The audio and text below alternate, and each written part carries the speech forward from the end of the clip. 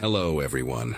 Before we start, make sure to like and subscribe to the channel, and leave a comment with where you're from and what time you're watching. That way, YouTube will keep showing you stories just like this one. Now, let's begin. Anyone who has ever lived in a quiet neighborhood knows how much you take the silence for granted. My little house on Birchwood Lane sat at the end of a cul-de-sac in rural Ohio, the kind of place where people wave from their porches and nobody locks their doors. I had moved there right after my divorce was finalized in the spring of 2023, needing somewhere cheap and peaceful to rebuild my life. At 34, with a nursing job at the county hospital and a fresh start ahead of me, I thought I had found exactly what I needed. The house was small, maybe 900 square feet, with peeling yellow paint and a backyard that backed up against a stretch of woods. My only neighbor was a man named Earl Pritchard, who lived about 50 yards to my left in a gray ranch-style home with an American flag hanging limp from his porch. For the first 3 months, we barely exchanged more than a nod. He seemed like a typical retired guy, maybe late 60s, always tinkering with something in his garage or sitting on his porch with a beer. I had no reason to think anything would ever go wrong. The problem started because of his dog, a massive Rottweiler mix named Duke that had to weigh at least 120 pounds. Earl let that animal roam free constantly. No leash, no fence, nothing to stop it from wandering wherever it pleased. The first few times Duke showed up in my yard, I just shooed him away and figured Earl would get the message. But then Duke started getting aggressive, barking and lunging at me when I tried to get to my own car in the morning. One Saturday in late August, I was bringing groceries in from my trunk when Duke came charging across the yard, teeth bared, hackles raised like a wild thing. I barely made it inside before he slammed against my screen door hard enough to dent the frame. That night, I called animal control and filed an official complaint. I remember feeling nervous about it, wondering if I was overreacting, but my hands had red scratches from scrambling to get inside, and my heart was still pounding hours later. I told myself I was just being a responsible neighbor, that Earl would understand once someone explained the rules to him. Looking at it now, I realized that phone call was the moment everything changed. Animal control came out 2 days later, on a Monday morning. I watched from my kitchen window as the officer spoke with Earl on his porch for maybe 10 minutes. Earl kept his arms crossed the whole time, his body rigid, occasionally gesturing toward my house with sharp, angry movements.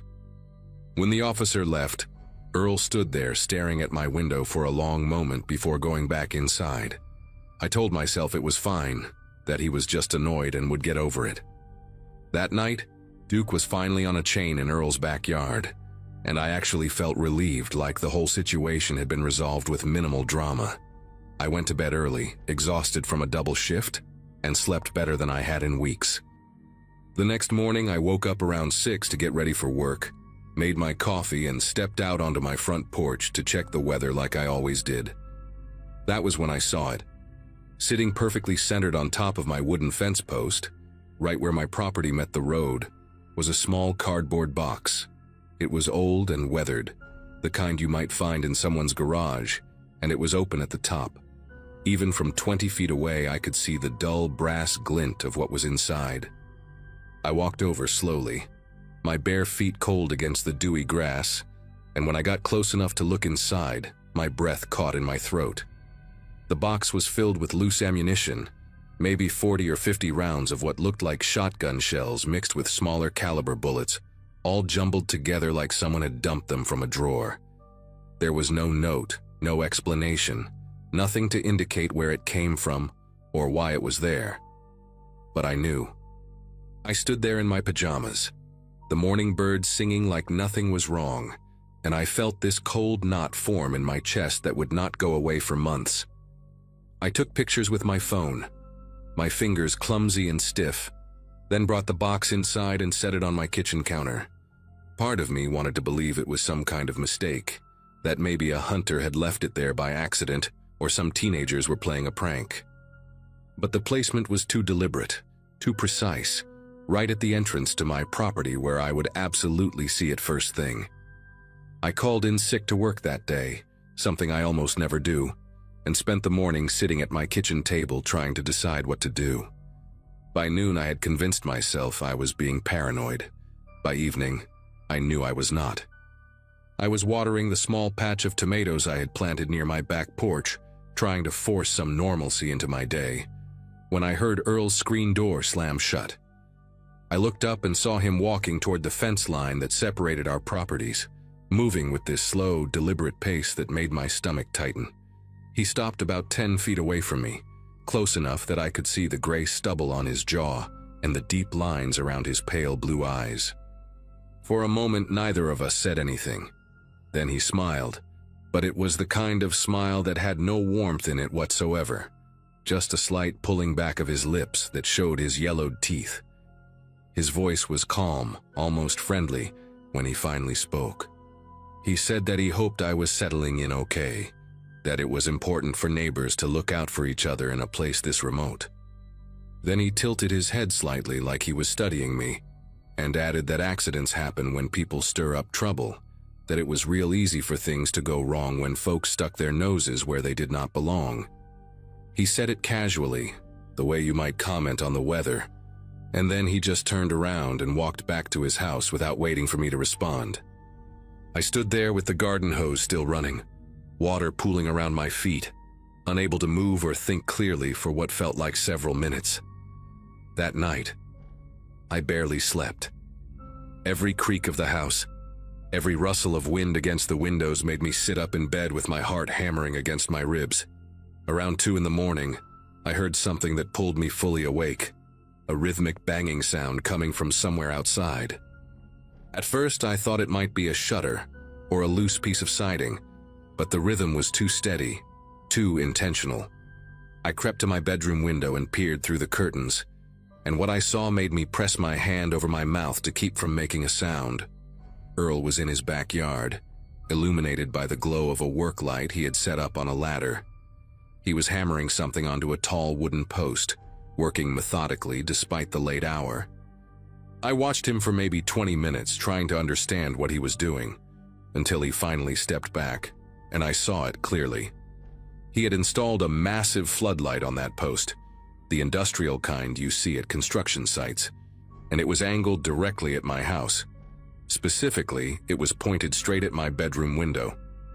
But that was not the worst part. The worst part was what I noticed when he turned to gather his tools. Strapped across his back, black metal gleaming under the work light, was a pump-action shotgun. He was not even trying to hide it. He wanted me to see. The next few days blurred together in a haze of exhaustion and fear. That floodlight came on every single night at exactly 10:30, blazing through my curtains like a second sun, making it impossible to sleep without stuffing towels against the window frame and wearing a sleep mask. I bought blackout curtains from the hardware store in town, but even those could not fully block the intensity of that light. It was like living inside a fishbowl, knowing that at any moment he could be out there watching, that shotgun probably within arm's reach. I called the police on the 3rd day, explained everything from the ammunition, to the threat, to the floodlight situation. A deputy came out, a young guy named Fowler who seemed sympathetic but kept using phrases like civil matter, and no direct threat, and freedom to install lights on his own property. He said he would go talk to Earl, maybe encourage him to be more neighborly, but there was nothing illegal about outdoor lighting or owning firearms. I watched from my window as Deputy Fowler stood on Earl's porch for less than 5 minutes before driving away. That night, Earl added a second floodlight. This one was aimed at my driveway, so bright that it triggered the automatic sensor on my porch light and kept it burning all night long. My electricity bill that month was almost double what it usually was, but that felt like the least of my problems. I started changing my routines, leaving for work earlier and coming home later, parking on the far side of my house where the lights could not reach, entering through my back door like a thief in my own home. My coworkers noticed the dark circles under my eyes, the way I jumped at sudden noises, and I made up excuses about insomnia and stress from the divorce. How do you explain to someone that your neighbor is waging a silent war against you? that you are being terrorized in ways that do not technically break any laws. I thought about selling the house, but I had put every cent of my savings into the down payment, and the market in that area was terrible. I thought about confronting Earl directly, maybe appealing to whatever humanity might still exist in him, but every time I considered it, I remembered that cold smile and those words about accidents happening. One Thursday evening, I came home from a 12-hour shift to find a dead rabbit on my front steps. Its neck was clearly broken, the body still warm, and it had been placed right in front of my door with its glassy eyes staring up at the sky. There was no way to prove Earl had put it there. There was no way to prove anything. I buried the rabbit in my backyard with shaking hands and cried for the first time since this whole nightmare began. Not just from fear, but from the overwhelming helplessness of being trapped in a situation with no visible way out. 2 weeks passed in that same terrible pattern, the lights blazing every night, Earl appearing on his porch whenever I stepped outside, always with that shotgun cradled in his arms or propped against the railing within easy reach. He never said another word to me after that first warning, never needed to. His presence alone was the message, constant and suffocating, a reminder that he was watching and waiting for something I could not quite name. I installed security cameras, 4 of them covering every angle of my property, and started keeping a detailed log of every incident with dates and times and photographs. My phone was filled with hundreds of pictures of Earl standing on his porch, of the floodlights burning through the darkness, of Duke straining against his chain and barking furiously whenever I appeared. I showed everything to a lawyer in town, a woman named Gloria Ashworth who had been practicing for 30 years, and she told me the honest truth. Without a direct physical threat or actual violence, there was very little the law could do. I could try for a restraining order, but standing on your own porch with a legal firearm was not grounds for one. She suggested I document everything and hope he eventually crossed a line that would give me legal standing. Hope he crossed a line. As if I was supposed to wait for him to actually hurt me before anyone would take this seriously. It was a Saturday night in late September when things finally came to a head. I had gone to bed early, around 9, because the exhaustion had become so overwhelming that I could barely function. The blackout curtains were drawn tight, and I had earplugs in, my only defense against the nightly assault of light and anxiety. I do not know what time it was when the sound cut through my sleep, but I will never forget the way it felt to be ripped awake by the unmistakable crack of a gunshot. It was close, terrifyingly close, somewhere right behind my house near the tree line. I scrambled out of bed and crawled to the window, my whole body trembling as I pulled back the edge of the curtain just enough to see outside. The floodlights were on, painting everything in a harsh white light, and I could see Earl walking slowly back toward his house from the direction of my property line. The shotgun was in his hands, barrel pointed at the ground, and even from that distance I could see the faint wisp of smoke curling from the muzzle. He walked calmly, unhurried, like a man who had just finished a routine chore. When he reached his porch, he turned and looked directly at my window, and even though I knew he probably could not see me through the curtains, I felt completely exposed. He stood there for a long moment, then went inside and shut off the floodlights, plunging everything into darkness. I called 911 with fingers so unsteady I had to dial twice. 2 deputies arrived within 20 minutes, different ones this time, an older man named Sergeant Hartley, and a younger woman whose name I never caught. I told them everything, the whole story from the beginning, my voice cracking as I led them around back with a flashlight to show them where I thought the shot had come from. Sergeant Hartley found it almost immediately, a splintered hole in the wooden door of my garden shed, the edges still fresh and pale against the weathered gray paint. He dug the slug out with a pocket knife while his partner took photographs, and he confirmed it was from a 12-gauge shotgun, same type Earl carried openly every single day. But when they went to talk to Earl, he denied everything. Said he had been inside all night watching television, said he had not fired his weapon in weeks, said maybe someone else had come through the woods and taken a shot at a coyote or a deer. The deputies searched his property with his permission and found nothing incriminating. No spent shell casings, No recently fired weapon that they could test. Earl had clearly cleaned the shotgun and disposed of any evidence before they arrived. Sergeant Hartley told me he believed me, that he could see the pattern of harassment in everything I had documented, but believing and proving were two different things. Without witnesses or physical evidence linking Earl to the shot, there was nothing they could charge him with. He suggested I consider staying somewhere else for a while, maybe with family or friends, until things cooled down. I almost laughed at that. Things were never going to cool down. Earl had made that perfectly clear. The next morning I did something I probably should have done weeks earlier. I called my older brother Vincent, who lived about 4 hours away in Pennsylvania, and told him everything. He drove down that same day with his truck already loaded with boxes, and by sunset, we had packed up everything I owned and loaded it into a rental trailer. I did not bother trying to sell the house through normal channels. I contacted a company that buys properties fast for cash, took a loss of almost $40,000, and signed the papers 3 days later. It felt like surrender, like Earl had won, and in a way I suppose he had. But I also knew that staying there meant waiting for something worse to happen, something that might not leave me alive to file another police report.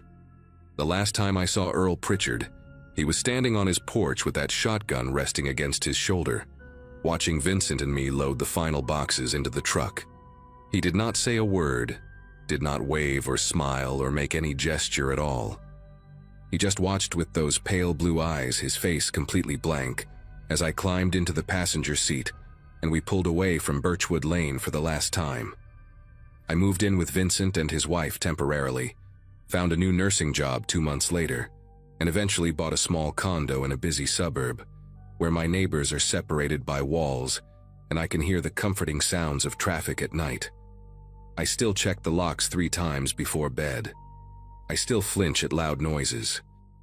And sometimes when I close my eyes, I can still see that wisp of smoke curling from the barrel of his gun and feel his gaze fixed on my window through the darkness.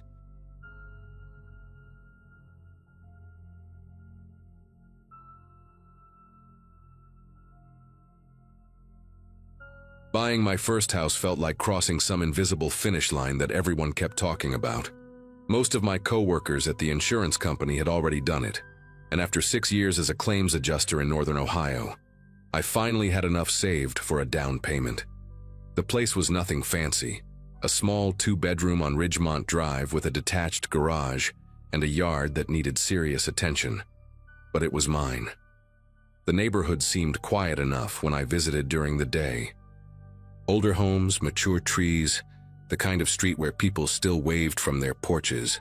I moved in on a Saturday in early March of 2022, and by Sunday afternoon, I had already met the man who would spend the next 8 months trying to destroy my life. His name was Gerald Fitch, and he lived in the pale yellow house directly to my left, separated from my property by a weathered wooden fence that leaned slightly toward my side. The fence became our first battlefield, though I did not know it would be a war. During my initial walkthrough with the realtor, she had mentioned that the fence was technically on the property line. Shared responsibility, she said. Nothing unusual. A few posts had rotted at the base and one section sagged badly enough that you could see straight into Gerald's backyard. My second week in the house, I knocked on his door to introduce myself and discuss splitting the repair cost. Gerald answered wearing a tucked-in polo shirt despite it being a cold Wednesday evening, his gray hair combed back with precision, wire-rimmed glasses sitting low on a nose that looked like it had been broken more than once. He must have been somewhere in his early 60s. He listened to my proposal without blinking, then told me the fence was entirely my problem because it leaned toward my property. When I tried to explain how property lines worked, he simply closed the door in my face. I stood there on his porch for a good 10 seconds, genuinely unsure if that had actually just happened. I decided to fix the fence myself and move on with my life. Paid a contractor $800 to replace the rotted posts and straighten the whole thing out. It looked great when they finished, fresh cedar planks, everything level and solid. I thought that would be the end of it. Instead, it was the beginning. 3 days after the fence was done, I found an envelope in my mailbox with no stamp, no return address. Inside was a handwritten note on yellow legal paper, the penmanship tight and slanted. It accused me of trespassing on Gerald's property during the repair, claimed the new fence was 2 inches over the line, and demanded I remove it immediately or face legal action. I walked outside and stared at the fence, then at his house.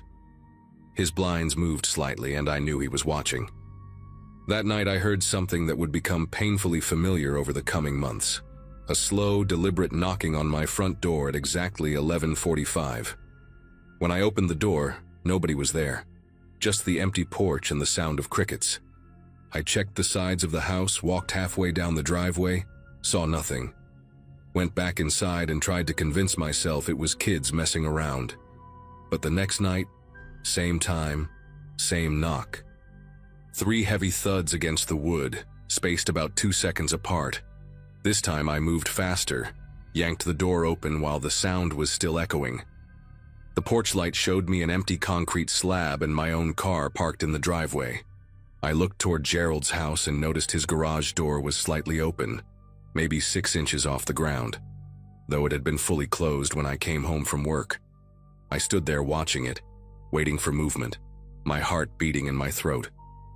After a full minute of nothing, I went back inside and locked the deadbolt. I did not sleep well that night, or any night that followed for a very long time. The code violations started arriving in April. The first one came from the city, a formal notice claiming my grass had exceeded the maximum allowed height of 8 inches. I had mowed 2 days earlier. The lawn was maybe 4 inches at most. I called the code enforcement office and spoke to a woman named Ruth who sounded exhausted before I even explained my situation. She told me complaints were filed anonymously, that they were obligated to investigate each one, and that I should just make sure I was in compliance. A week later, another notice, this time about my trash cans being visible from the street on a non-collection day. I had left them by the garage for maybe 3 hours after bringing in groceries. The fines were small, $25 here, $40 there, but they accumulated. By the end of May, I had received 9 separate complaints. My car was parked too close to the curb. My porch light was too bright. A broken window screen was an eyesore. I replaced the screen the same day I got that notice. And the following morning I found a dead crow on my welcome mat, its neck bent at a horrible angle. I started keeping a journal of everything. Dates, times, details of each incident. My buddy Vince from work told me I needed documentation if this ever went to court. And he was right. June brought a new kind of harassment. I would come home from work to find small things moved around my property. Nothing stolen, just rearranged. The garden hose coiled in the opposite direction. My garbage can switched positions. A potted plant I kept on the porch steps relocated to the other side. Each thing was minor on its own, almost unnoticeable, but the pattern was unmistakable. Someone was entering my property while I was gone, touching my belongings, letting me know they had been there. I mentioned it to the neighbor on my right, a retired schoolteacher named Dolores, who had lived on Ridgemont Drive for 30 years. She listened carefully, then lowered her voice and told me that Gerald had done the same thing to the previous owners. They lasted 14 months before selling the house at a loss and leaving the state. I installed cameras the first week of July. 4 of them. 1 covering the front porch, 1 aimed at the driveway, 1 watching the backyard, and 1 pointed directly at the fence line between my property and Gerald's. The system cost me nearly $600, but I figured it was worth every penny if it meant catching him in the act. For the first few days, nothing happened. No knocking, no moved objects, no dead animals. I started to wonder if the cameras alone had been enough to scare him off. Then I woke up on a Friday morning to find all 4 feeds showing static. I went outside in my bathrobe, coffee still in hand, and discovered that someone had cut the wiring on every single camera. Clean cuts, precise, clearly done with wire cutters or a sharp blade.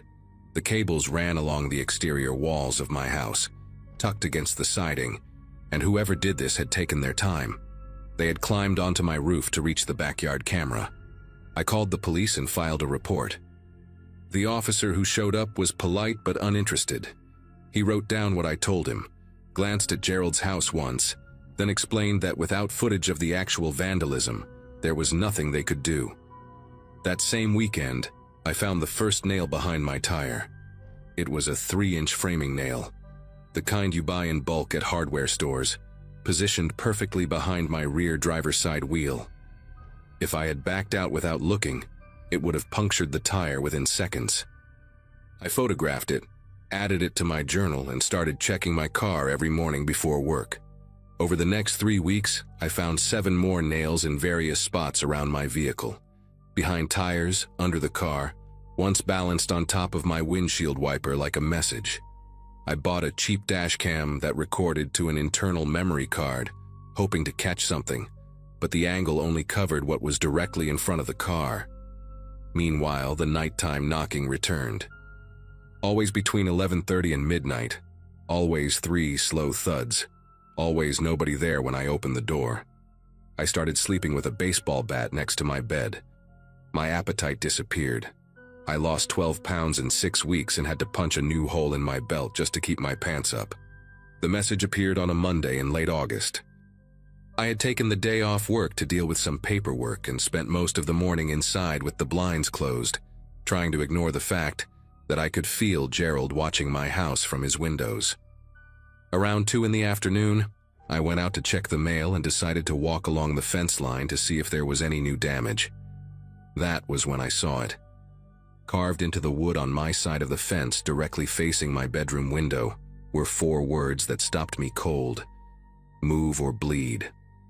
The letters were deep, gouged into the cedar with something sharp, each one about 6 inches tall. The wood shavings were still fresh on the ground, pale and curled like tiny bones. He had done this recently, probably while I was inside, maybe even while I was eating lunch 10 feet away.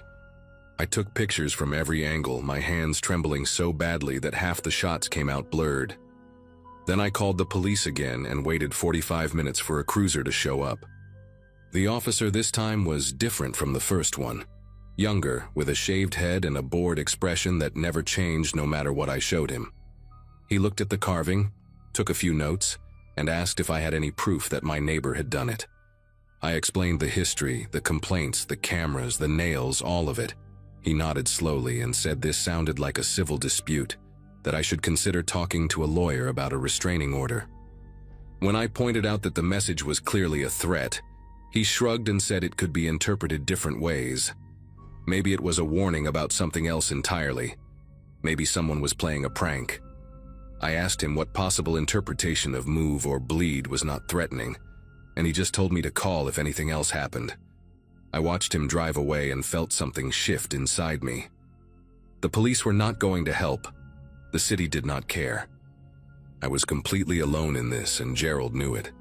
That night, I saw him standing in his backyard for the first time since this all began. He was perfectly still, facing my house, holding what looked like a long metal pipe in his right hand. We stared at each other across the fence for what must have been 5 minutes. Then he smiled, turned around, and walked back inside. I spent the next 2 weeks preparing for something I hoped would never come.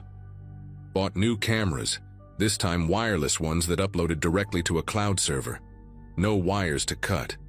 Installed motion sensor floodlights on every corner of the house. Replaced the locks on all my doors with heavy-duty deadbolts, and added a security bar to the sliding glass door in the back. I also did something I never thought I would do. I bought a gun. A 9mm handgun from a shop 20 miles outside of town, along with a box of ammunition and 3 hours of lessons at their indoor range. I hated the weight of it in my hand, hated what it represented, but I hated the idea of being defenseless even more. Vince helped me file for a restraining order, and we gathered every piece of documentation I had collected since March. The journal entries, the photographs, the police reports, the code violation notices. A judge granted a temporary order in early September, which meant Gerald was legally required to stay at least 500 feet from me. The night after he was served, I heard him screaming in his backyard. Not words, just raw sound, like an animal caught in a trap. I lay in bed listening to it, gripping that pistol under my pillow, waiting for the crash of breaking glass that I was certain would come. The crash never came. What came instead was silence. For 3 days, Gerald did not leave his house. His car stayed in the driveway, his blinds stayed closed, his porch light stayed off. I kept waiting for the next nail, the next knock, the next carved message. Nothing. On the 4th day, I saw an ambulance parked in front of his house when I came home from work. 2 paramedics were wheeling a stretcher through his front door, and on it was Gerald, strapped down and motionless. Dolores was standing on her lawn watching, and she told me that his daughter had found him unconscious on the kitchen floor. Stroke, apparently. Massive. He survived, but barely. I learned later from a mutual neighbor that he was moved to a long-term care facility somewhere downstate, unable to walk or speak. His daughter put the house up for sale a month later. I never saw Gerald Fitch again. Sometimes I drive past that facility when I am in the area, and I slow down just a little, wondering if he is still in there, still aware, still remembering the man next door he tried so hard to break. The new neighbors are a young couple with a toddler. They wave when they see me. I wave back, but I have never taken down the cameras, and I still check behind my tires every single morning before I leave for work. Some habits, once learned, are impossible to forget.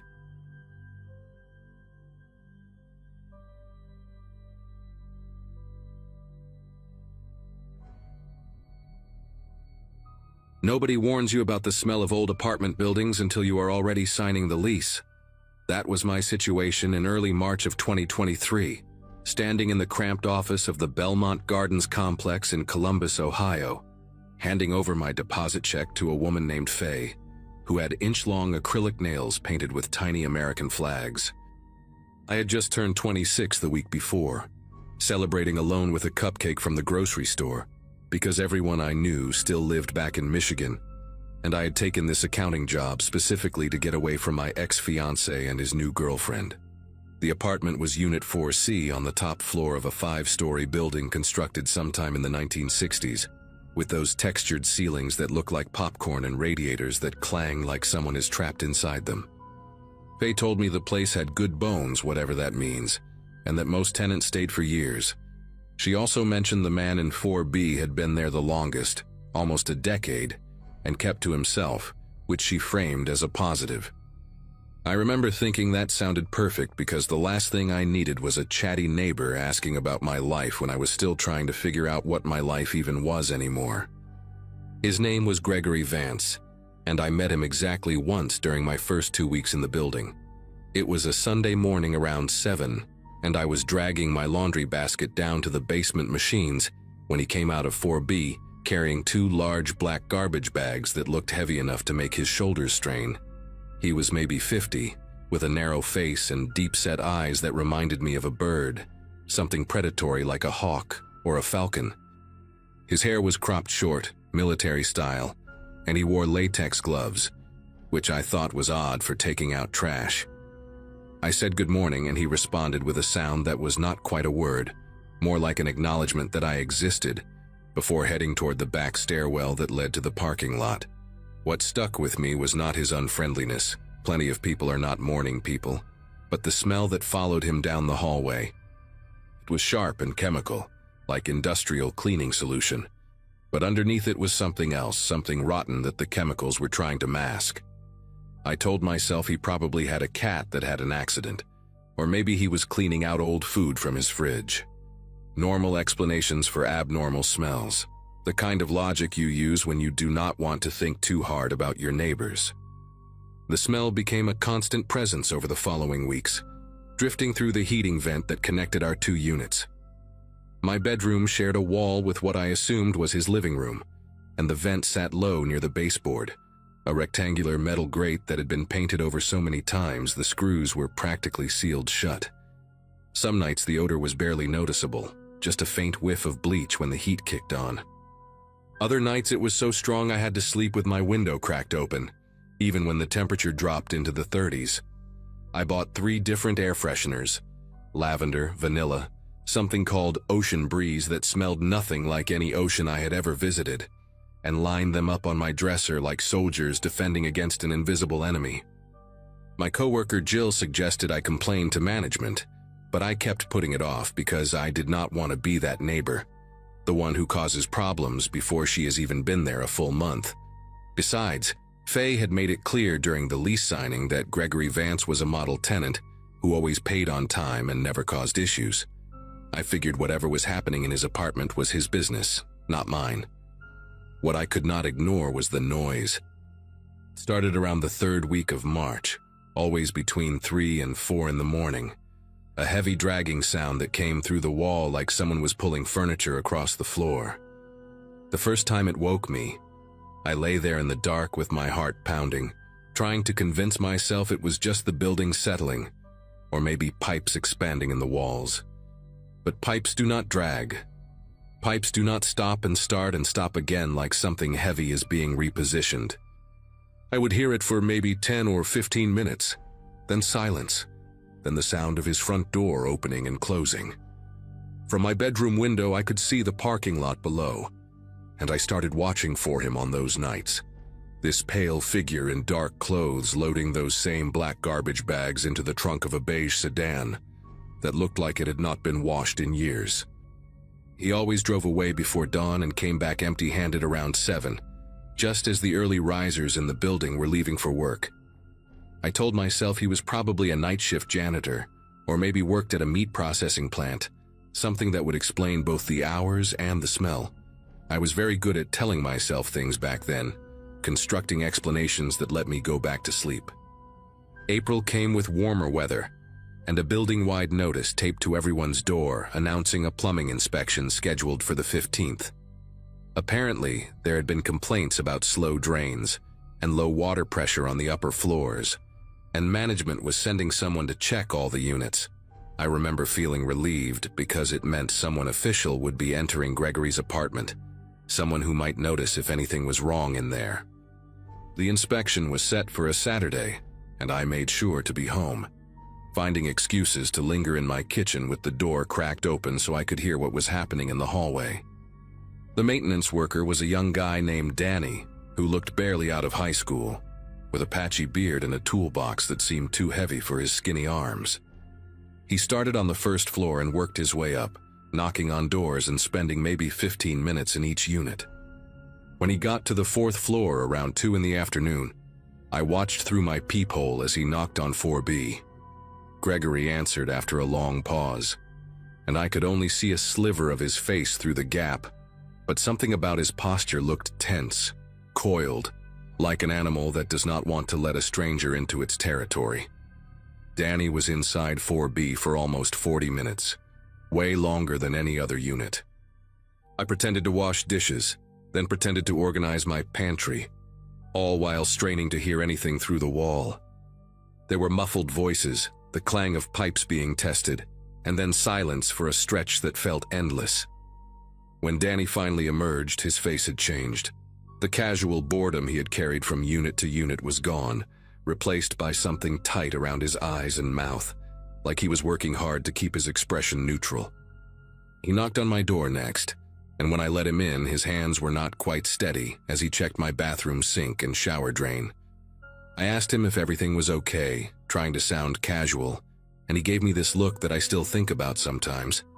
A look that said he wanted to tell me something but could not find the words, or maybe did not have the authority.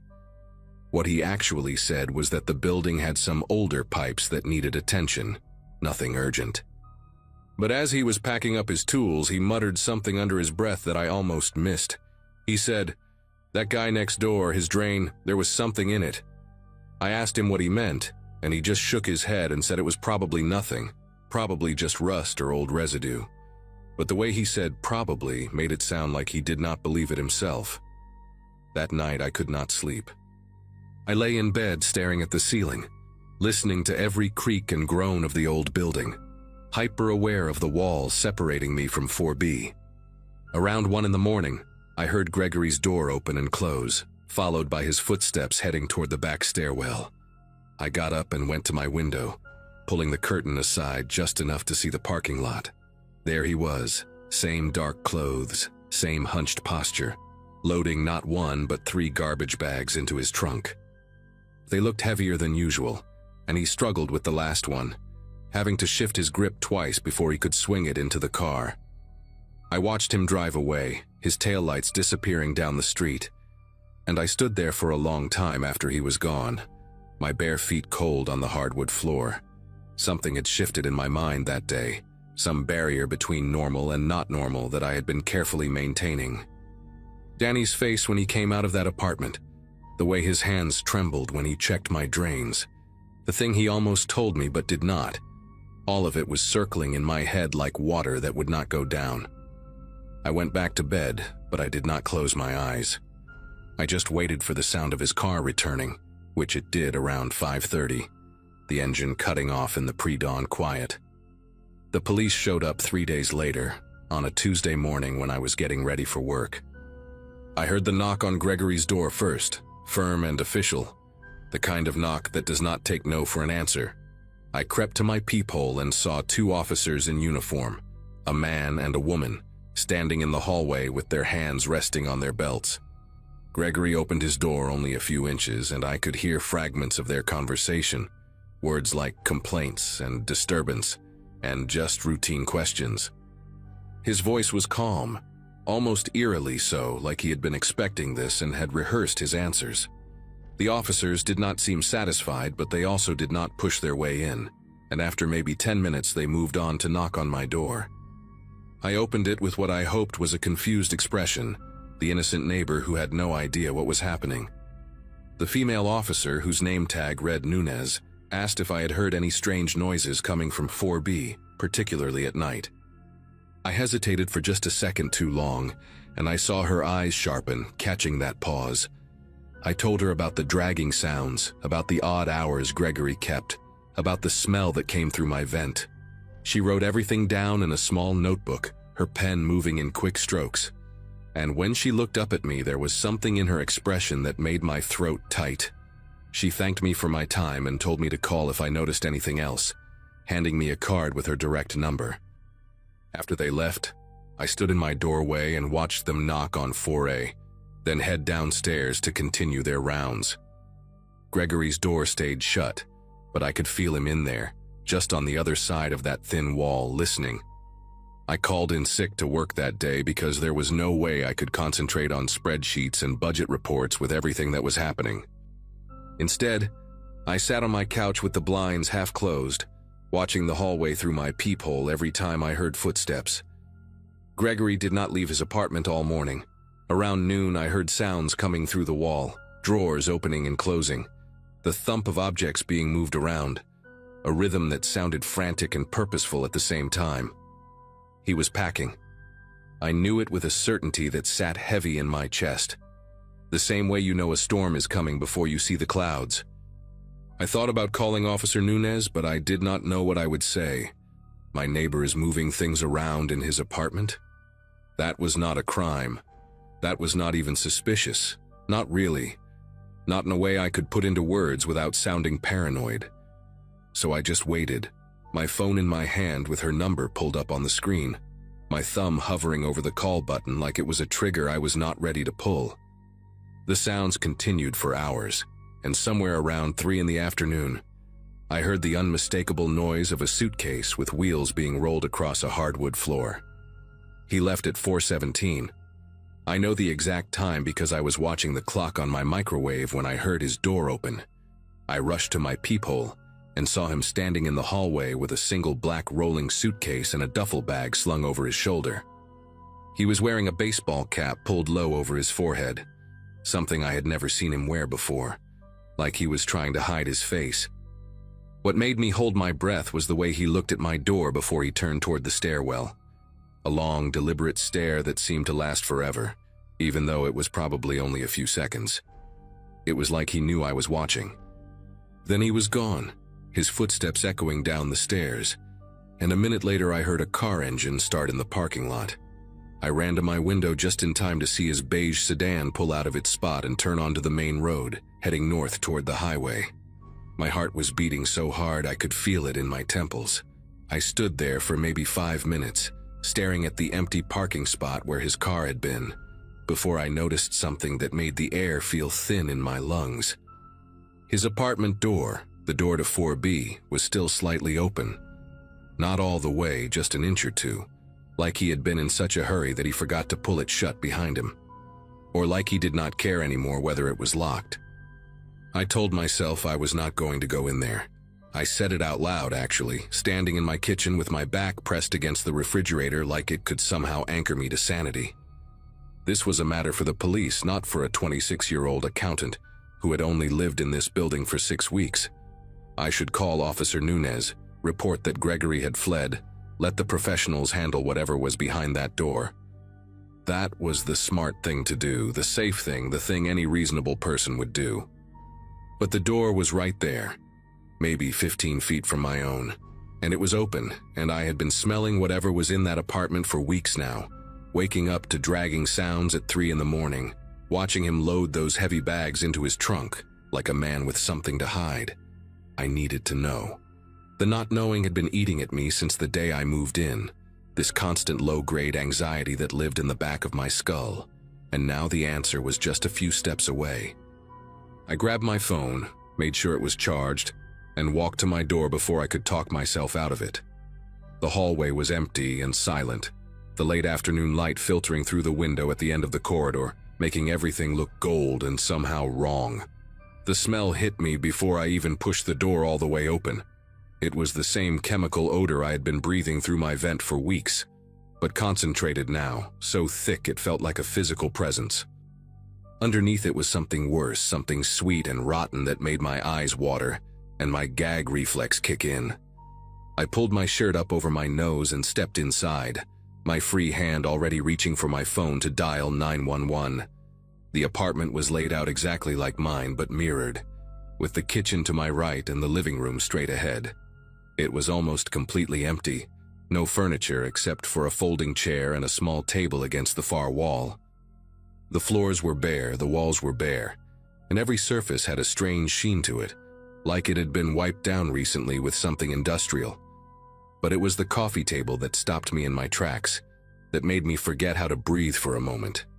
Spread across its surface were photographs, maybe 20 or 30 of them, printed on regular paper and arranged in neat rows like someone had been studying them. They were all women. Different ages, different faces, but all of them photographed without their knowledge. Walking down streets, getting into cars, standing in grocery store parking lots. And next to the photographs was a stack of missing person flyers, the same ones I had seen stapled to telephone poles around the neighborhood. The same faces that had been staring at me from the bulletin board at the laundromat down the street.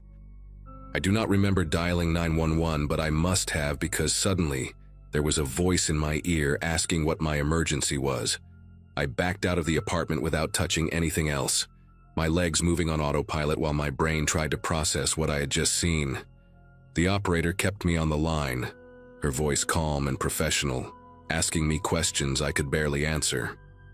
Within 8 minutes, there were 4 police cars in the parking lot and officers swarming the 4th floor, their radios crackling with codes I did not understand.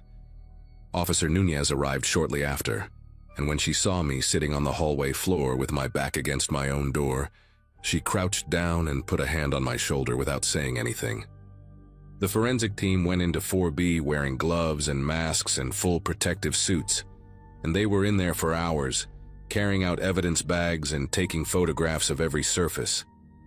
I learned later that they found more than just the pictures on the coffee table.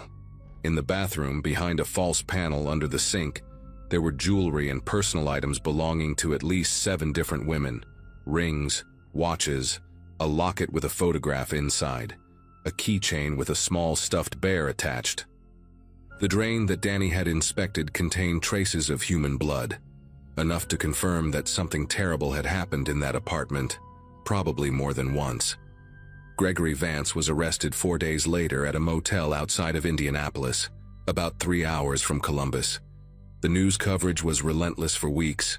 Reporters camped outside our building, neighbors I had never spoken to suddenly giving interviews about the quiet man in 4B who always kept to himself. They found his car in a wooded area about 20 miles from the motel, and in the trunk were more garbage bags containing evidence I cannot bring myself to describe, even now. He was charged with the murders of 5 women, all of them from the Columbus area, all of them reported missing over the past 3 years. The trial is still pending as I write this, and I have been told I will likely be called as a witness. I moved out of Belmont Gardens the week after his arrest, breaking my lease without a second thought, and I have not been back since. Some nights I still wake up at 3 in the morning, my body tensed for a sound that is not coming anymore. And I lie there in the dark thinking about how thin the walls were between us. I think about how I rationalized the smell, the noises, the heavy bags, how badly I wanted everything to be normal that I almost convinced myself it was. And I think about the photographs on that coffee table, all those women who had no idea they were being watched. And I wonder if there was ever a photograph of me in that stack, taken on some ordinary day when I thought I was just living my life. I will probably never know the answer to that question, and maybe that is for the best.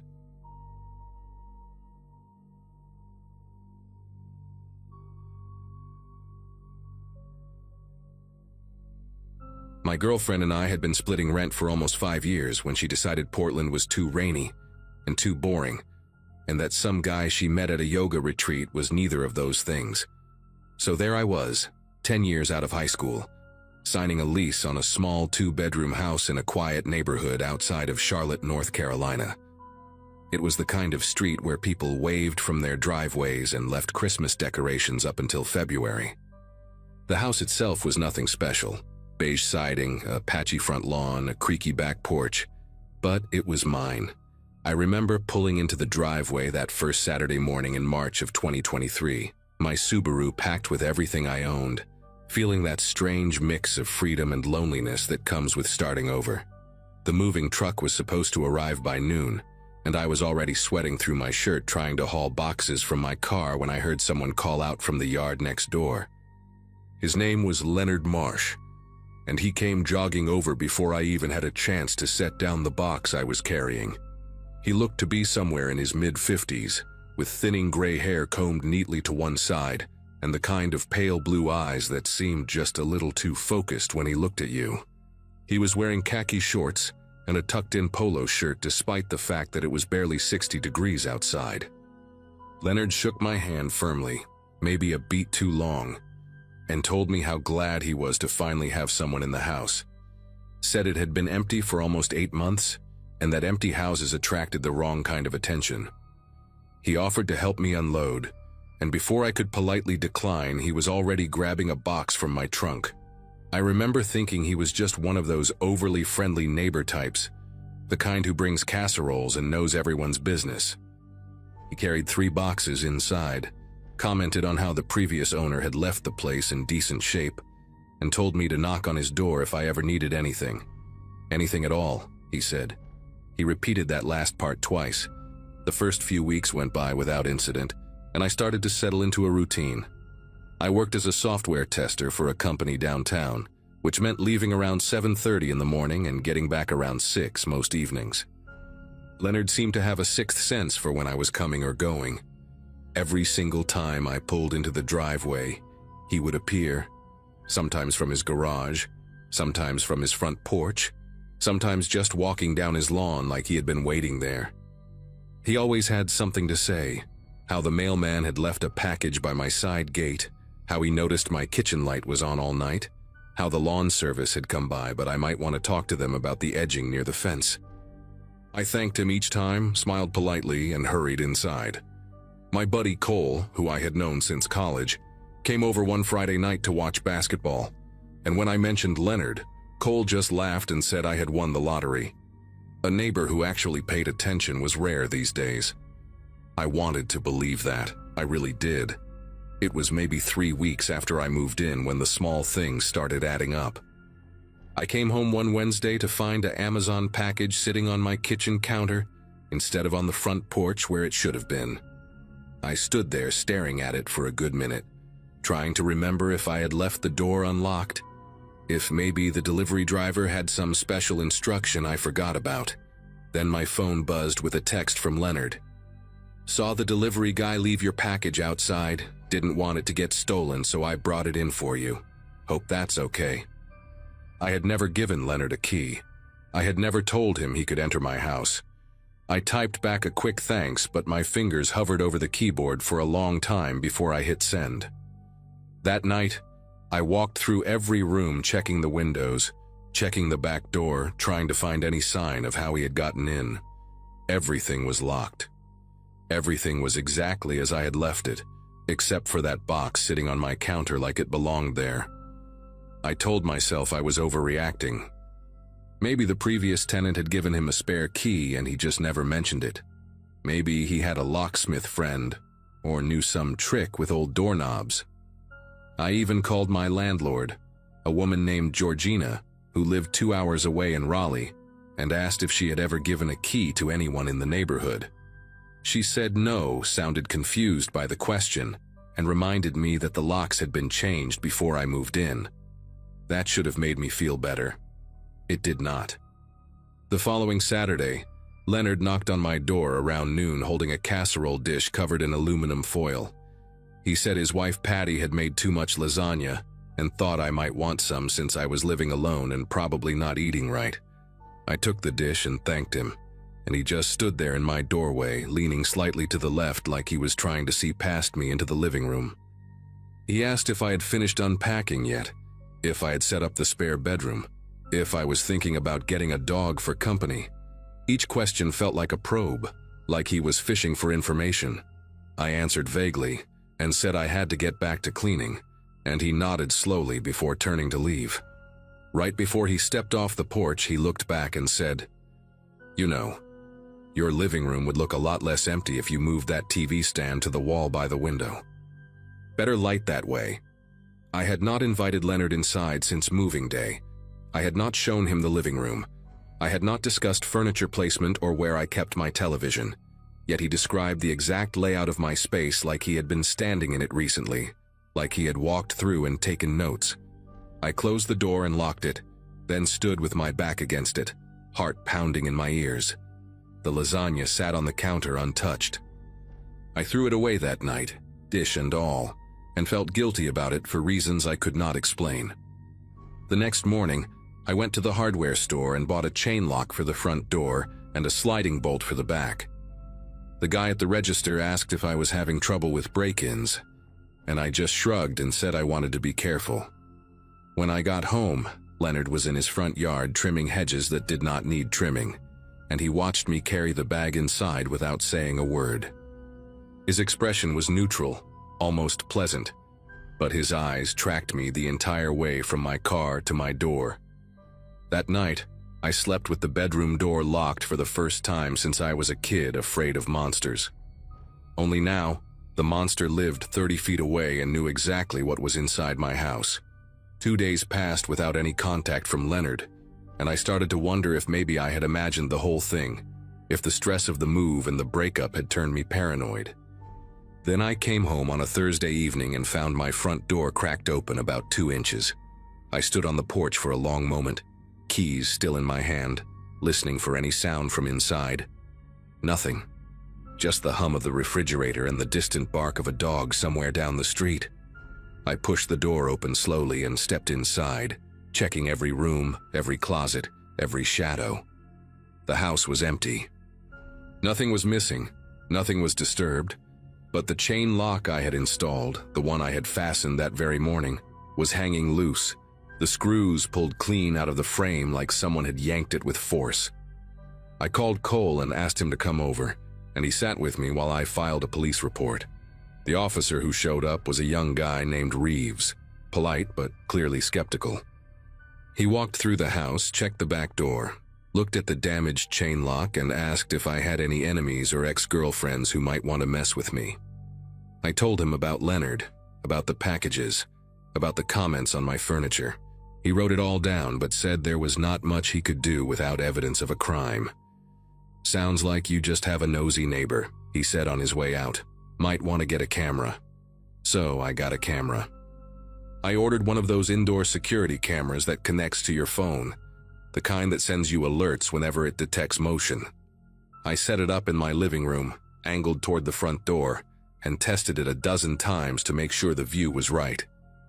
For the first few days, everything was normal.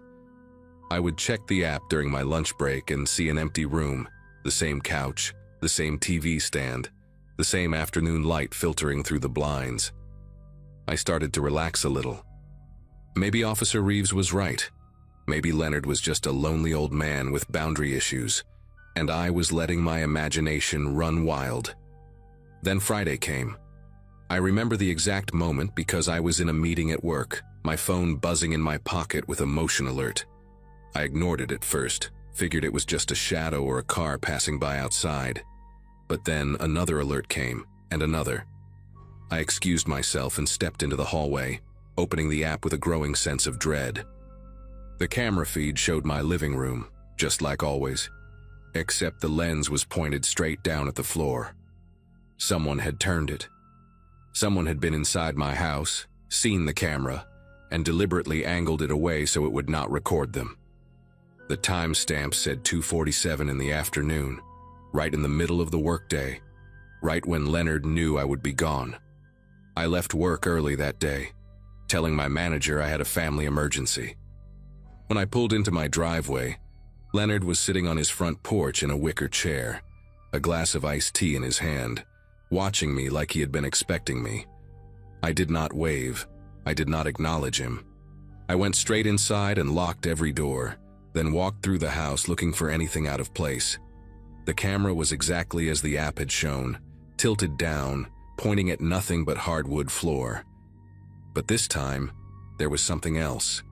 Muddy footprints. A trail of them leading from the back door through the kitchen and into the living room, then back the same way.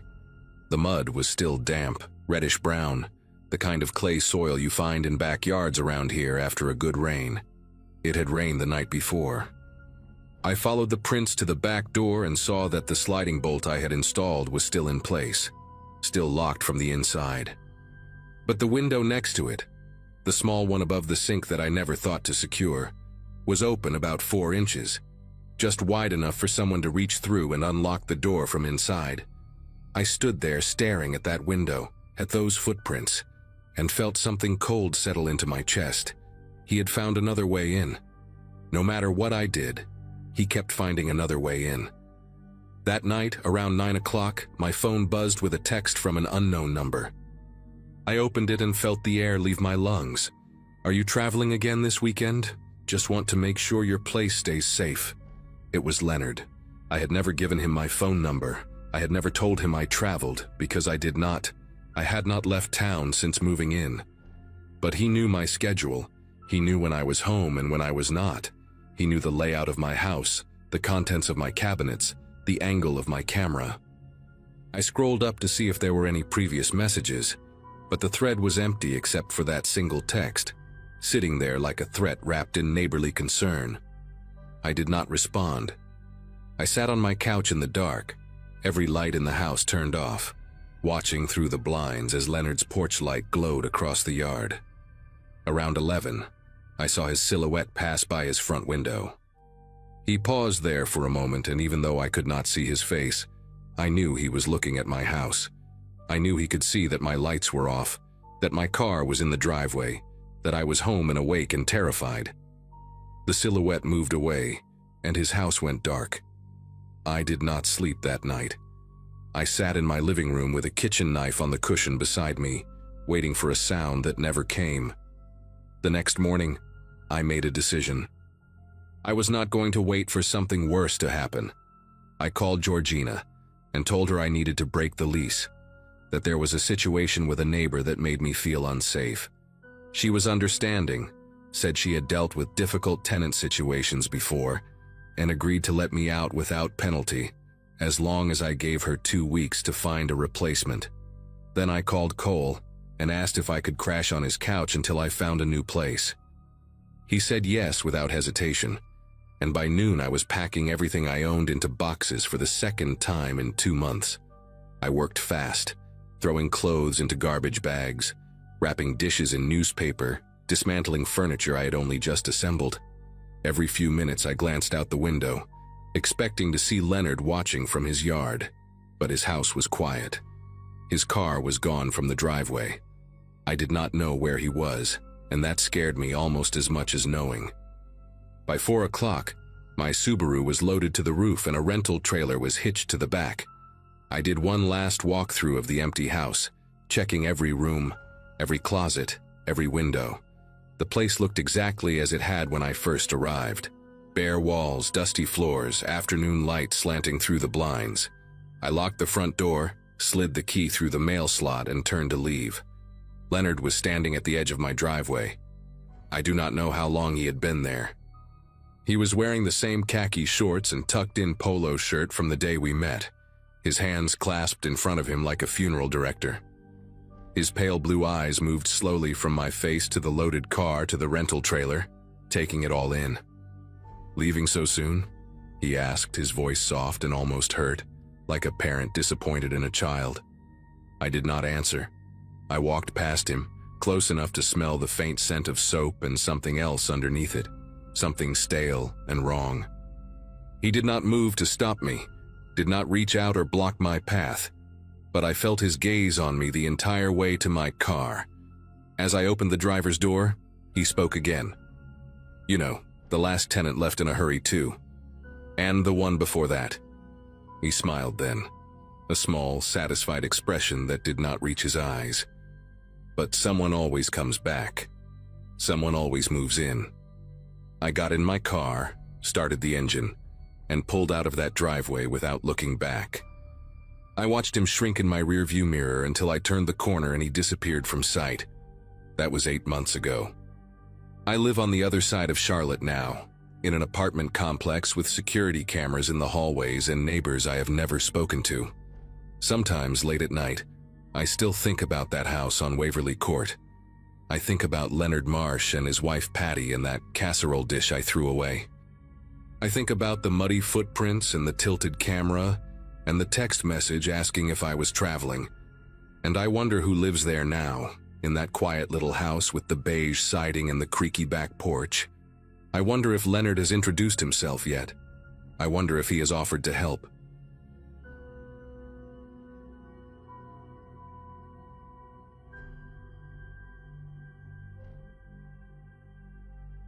Chester was the kind of dog who made strangers smile on the sidewalk. My golden retriever had been my constant companion since I adopted him from a shelter right after finishing my MBA in 2017. 7 years of morning runs, lazy Sundays, and that ridiculous way he would press his nose against the window whenever I pulled into the driveway. I had moved to a quiet neighborhood in Northern Virginia about 2 years prior, a modest house on Fernwood Circle, with a decent-sized backyard and a wooden fence that gave Chester plenty of room to explore. Life was predictable in the best way. My job as a financial analyst kept me busy during the week, Chester kept me sane, and the neighbors mostly kept to themselves. That all changed on a Wednesday morning in early September 2024, when I let Chester out for his usual backyard routine and watched him sprint toward his favorite corner near the fence like he always did. I was standing at the kitchen counter, pouring my second cup of coffee, when I heard a sound I had never heard before. It was somewhere between a whimper and a gag, this awful wet noise that made me abandon my mug mid-pour and rush to the back door. Chester was near the fence line, his whole body convulsing, foam gathering at the corners of his mouth. His legs buckled beneath him and he collapsed onto his side, still making that horrible gurgling sound while his paws scraped uselessly against the grass. I remember screaming his name as I ran across the yard, my bare feet slipping on the morning dew. When I reached him, his eyes were rolling back, showing too much white, and his breathing came in these rapid, shallow bursts that seemed to shake his entire frame. I scooped all 70 pounds of him into my arms without thinking, carried him through the house leaving a trail of saliva and grass, and somehow got him into my car. The emergency vet clinic was 12 minutes away. I made it in 7. The waiting room at Brookside Animal Emergency was a blur of fluorescent lights and antiseptic smell. A technician took Chester from my arms the moment I stumbled through the doors, and I stood there in the lobby with grass stains on my pajama pants and my hands still trembling from gripping the steering wheel so hard. They rushed him to the back, and I just kept staring at the swinging doors, trying to understand what had just happened. Chester had been perfectly fine the night before. We had played fetch in the backyard until the sun went down, and he had eaten his dinner with his usual enthusiasm. A vet named Dr. Holloway came out after what felt like hours, but was probably 40 minutes. Her expression careful and controlled. She told me Chester was stable but critical. They had induced vomiting and started him on activated charcoal, but they needed to run more tests. Then she asked me a question that stopped me cold. Had Chester been exposed to any rat poison recently? I told her no, absolutely not. I had never used rat poison in my life. I did not even have a rodent problem. Dr. Holloway nodded slowly, then explained that the preliminary blood work showed signs of anticoagulant toxicity, the kind caused by rodenticides. But here was the strange part, she said. The absorption pattern suggested Chester had not ingested the poison by eating it directly. The concentration was too even, too widespread across his system. It was more consistent with dermal absorption, meaning the poison had likely been on his skin, his paws, maybe his belly, and he had absorbed it through prolonged contact. She asked if Chester had rolled around in anything unusual, any strange substances in the yard. I kept shaking my head, my mind racing through every inch of my backyard, trying to think of anything that could explain this. Dr. Holloway looked at me with this expression I will never forget, part concern, part something darker, and said quietly that in her 20 years of practice, she had only seen this pattern once before. Someone had deliberately sprinkled poison onto grass where a dog played. I drove home in a daze, my mind refusing to process what I had just heard. The idea that someone would intentionally hurt Chester seemed impossible, absurd even. He was the friendliest dog in the world. He had never bitten anyone, never jumped on strangers, never caused any problems. But as I pulled into my driveway and sat there with the engine running, a name kept surfacing in my thoughts, like something rotten floating up from deep water. Howard Lacey, my neighbor to the east, the one whose property shared that long wooden fence with my backyard. Howard had moved in about 8 months after I did, a man in his late 50s with a permanent scowl and a habit of watching everything that happened on the street from his front porch. From the very first week, he had made it clear that he did not like Chester. He complained about barking that did not exist. Chester barely made a sound unless someone rang the doorbell. He complained about the smell, about dog hair supposedly blowing into his yard, about property values being affected by that animal. I got out of the car and walked around to my backyard, my eyes scanning every inch of grass near the fence line. The morning sun was fully up now and the dew had mostly dried, but I got down on my hands and knees anyway, searching for anything unusual. And then I found them. Small blue pellets, maybe a dozen of them, scattered in a rough line about 2 feet from the base of the fence on my side. They were partially dissolved, some of them just blue smears in the dirt, but a few were still intact enough to see their shape, little compressed cylinders that looked exactly like the rat poison you see at hardware stores. My chest tightened as I stared at them, calculating the distance from the fence to where Chester liked to lie down in the shade every morning. This was his spot. Whoever did this knew exactly where to put it. I pulled out my phone and took pictures of everything, the pellets, the fence, the exact location, before carefully collecting what remained into a plastic bag. Then I stood up, looked at Howard Lacey's house rising just beyond the fence, and felt something cold settle into my gut. My first instinct was to march over there and confront him right then, but something held me back. I had no proof it was Howard, just a gut feeling and a history of petty complaints.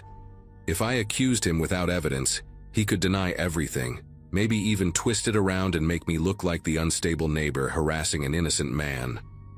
So I forced myself to think strategically, even though every fiber of my being wanted to put my fist through his front door. I called the non-emergency police line and explained the situation as calmly as I could. The officer on the phone was sympathetic but clear. Without direct evidence linking a specific person to the poisoning, there was not much they could do. He suggested I file a report for documentation purposes, which I did, and he mentioned that I might want to consider installing security cameras. That last suggestion stuck with me. By noon that same day, I had ordered a weatherproof camera from an electronics store with same-day delivery. I spent the afternoon mounting it under the eave of my back porch, angled to capture a wide view of the backyard, and most importantly, that stretch of fence bordering Howard's property. That night, I barely slept. The vet clinic had called around 8 to say Chester was showing improvement. His blood was responding to the vitamin K treatment, and his vitals were stabilizing. I should have felt relieved, and part of me did, but a larger part was consumed by this simmering rage that kept me staring at the ceiling until 3 in the morning. I kept replaying every interaction I had ever had with Howard Lacey. The way he would glare at Chester through the fence slats whenever we were outside. The time he had left a passive-aggressive note in my mailbox about controlling your animal, after Chester had barked once, literally once, at a squirrel. The anonymous complaint to the HOA about alleged noise violations that went nowhere because there was no noise to begin with. Each memory felt different now, recontextualized by what had happened. These were not the actions of a grumpy neighbor who valued his peace and quiet. This was a pattern, a slow escalation that had been building towards something, and I had been too naive to see it coming. When my alarm went off at 5:30, I was already awake, already watching the camera feed on my phone, waiting to see if Howard would make another move. The sun had not even cleared the tree line when I saw him. At exactly 6:14 in the morning, according to the timestamp on the footage, Howard Lacey appeared at the fence. He was wearing a gray bathrobe and slippers, and he moved with this casual confidence that made my blood pressure spike just watching him. He looked around first, a slow, deliberate scan of the surroundings, and then he reached into the pocket of his robe and pulled out a small plastic bottle, the kind you might use for travel-size shampoo. I watched in real time, my phone screen inches from my face as he leaned over the fence, extended his arm into my yard, and shook that bottle in a back-and-forth motion.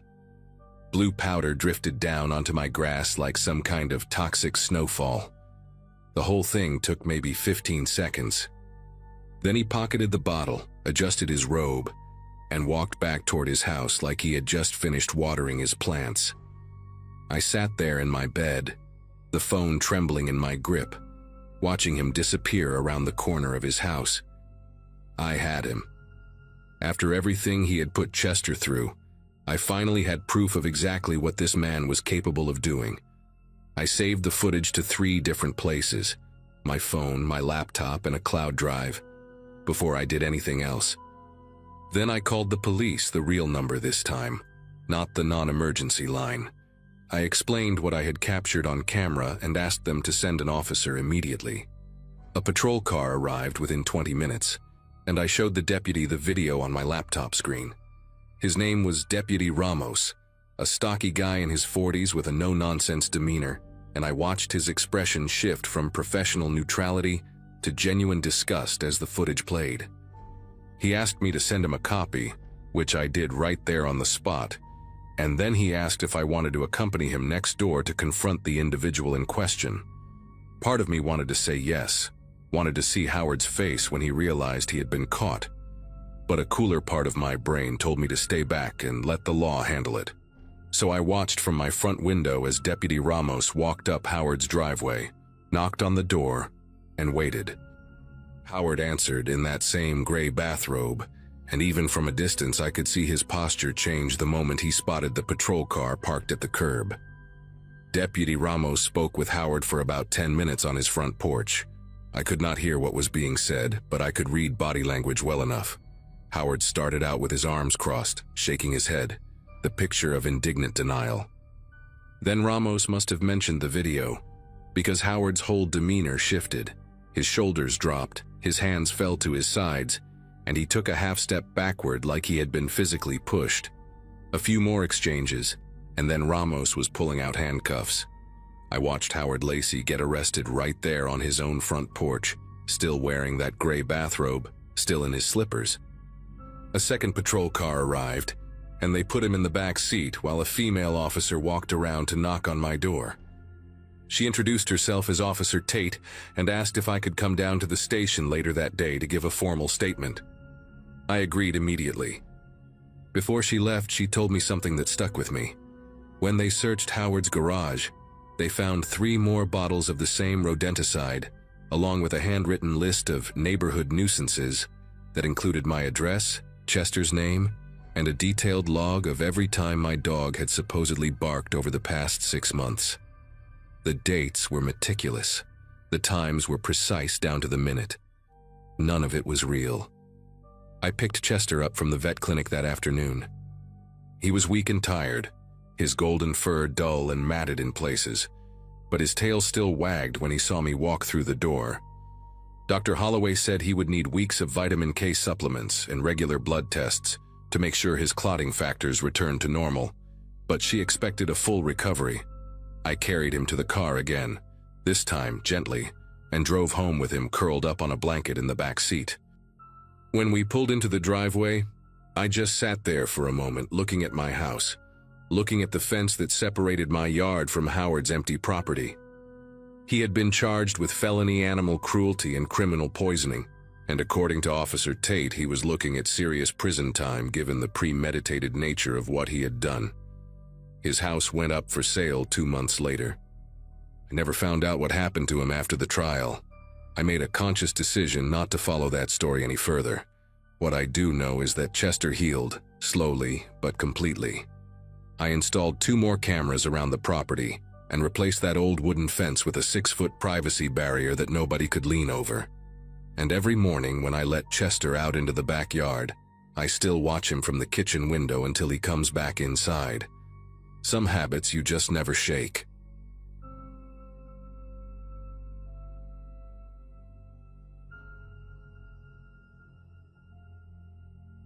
My family had been renting apartments for as long as I could remember, so when my parents finally saved enough for a down payment on an actual house, it felt like we had won some kind of lottery.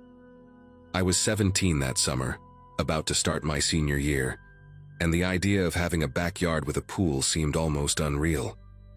We moved into a quiet neighborhood in a suburb outside of Denver, the kind of place where people waved at each other from their driveways and left their garage doors open during the day.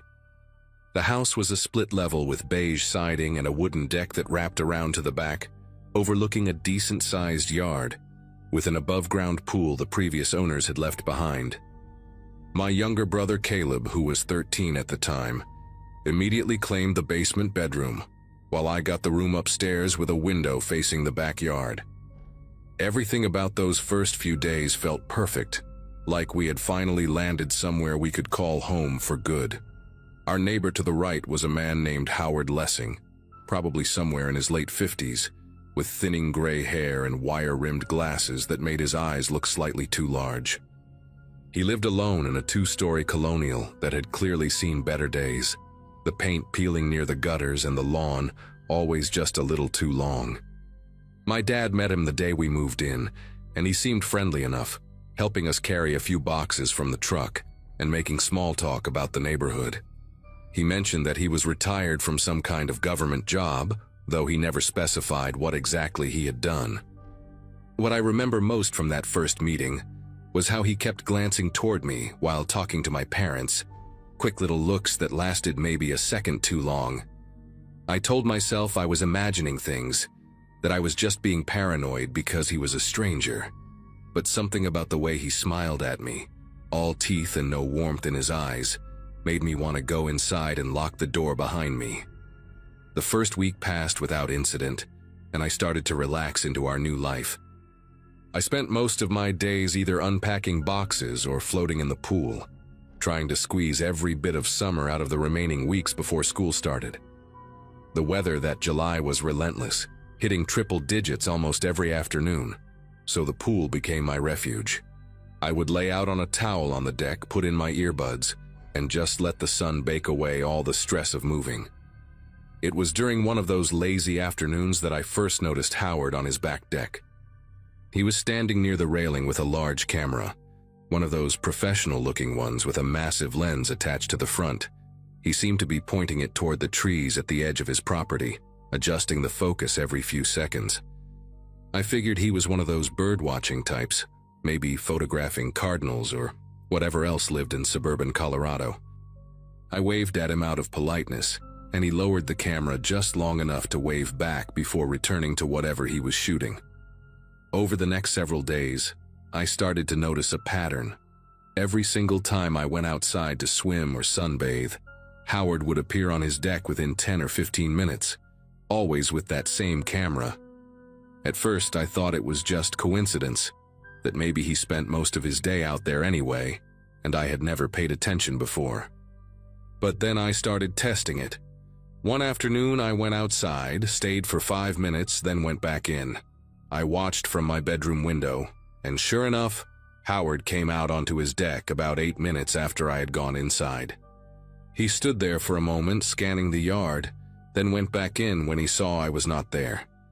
I tried it again the next day, same result.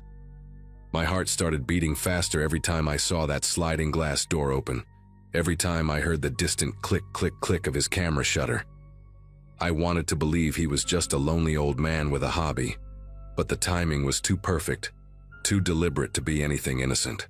I brought it up to my mom one evening while she was cooking dinner, trying to keep my voice casual so she would not think I was overreacting. I told her about Howard and his camera, about how he always seemed to show up right when I went outside. She listened while stirring a pot of spaghetti sauce, her brow furrowing slightly as I explained. When I finished, she sighed and told me that he was probably just bored and lonely, that retired men often pick up hobbies like photography to fill their time. She reminded me that we were new to the neighborhood and should not start making accusations without proof. My dad, who was sitting at the kitchen table reading something on his phone, agreed with her. He said Howard seemed like a nice enough guy and that I was probably just not used to having neighbors so close. I wanted to argue, wanted to tell them that they did not see what I saw, but I knew they would not believe me without something concrete. So I dropped it, feeling more alone in my unease than I had before I even mentioned it. That Saturday, my dad decided to install a motion-activated security camera on our back deck. It was not because of Howard. He said it was just a smart thing to do for any new homeowner, especially with the sliding glass doors leading to the backyard. He set up the system so that any motion in the yard would send an alert to an app on his phone, along with a short video clip. I remember feeling a small wave of relief when he finished mounting it, thinking that, at least now, there would be some record if anything strange happened. The first few days of alerts were boring, just clips of squirrels running across the grass or birds landing on the edge of the pool. But then, on the 4th night after the camera was installed, my dad called me into the living room with a strange look on his face. He handed me his phone and told me to watch the video that had come in around 2 in the afternoon, when I had been out by the pool. The clip was only 15 seconds long, but what it showed made my throat tighten. There, attached to the wooden slat of our back fence, was a small black camera, a GoPro, angled directly at the spot where I always laid out my towel. My dad went outside immediately to check, and I followed close behind him, my legs feeling weak beneath me. We walked to the fence together, and there it was, a matte black GoPro Hero mounted with a small clamp to one of the horizontal slats. It was positioned low, maybe 3 feet off the ground, hidden behind a clump of ornamental grass that grew along the fence line. You would never notice it unless you were specifically looking for it, which is exactly what made it so disturbing. The camera was still recording when we found it, a tiny red light blinking on its side. My dad reached out and ripped it off the fence, his jaw clenched so tight I could see the muscles twitching beneath his skin. He turned the camera over in his hands, examining it like he could not quite believe what he was holding. There was no memory card inside. Whoever had placed it there must have been streaming the footage directly to another device. My dad looked at me, then looked toward the fence that separated our yard from Howard's property, and I watched the realization settle into his expression, like a stone sinking into water. He told me to go inside and stay there while he went next door to talk to Howard. I did as he asked, but I positioned myself near the kitchen window where I could see the front of Howard's house. My dad walked up the driveway and knocked on the door, the GoPro still clutched in his right hand. Howard answered after maybe 30 seconds, and I watched them talk on the porch. From where I stood, I could not hear what they were saying, but I could see my dad holding up the camera and gesturing toward our yard. Howard shook his head repeatedly, his hands raised in what looked like a gesture of innocence. The conversation lasted about 5 minutes before my dad turned and walked back home, his face red and his stride heavy with frustration. When he came inside, he told us that Howard denied everything. He claimed he had never seen the camera before, that someone else must have put it there, maybe teenagers playing a prank. He even suggested that we should check with the other neighbors, implying that anyone could have accessed our fence from the alley behind the houses. My dad did not believe him, not for a second, but without concrete proof that Howard had placed the camera, there was nothing more we could do that night. The next morning, my dad filed a police report. 2 officers came to our house around noon, a man and a woman who looked like they had seen their share of neighborhood disputes. My dad showed them the GoPro, explained where we had found it, and told them about Howard and his constant presence on the deck with his camera. The officers listened patiently, took notes, and then explained the reality of the situation. Without proof that Howard specifically had placed the camera, fingerprints, video footage of him installing it, or a confession, there was not much they could do. They said they would go talk to him, document the incident, and keep it on file in case anything else happened. The female officer, whose name tag read Novak, pulled me aside before they left and asked if I felt safe. I told her I did not know anymore, that I used to feel safe in my own backyard, but now I could not even look out my window without wondering if someone was watching. She nodded like she understood, gave me her card, and told me to call if anything else happened. It was a small comfort, but it was something. That afternoon, I made a decision. I was not going to let Howard take away my summer, my sense of peace, my right to exist in my own space without being surveilled. I put on my swimsuit, grabbed a towel, and walked out to the backyard like I had done dozens of times before. But this time, I brought my phone with me, and I had the camera app open and ready. I laid out on the deck, pretending to scroll through social media, but really I was watching the fence line and Howard's deck through my peripheral vision. It took less than 10 minutes.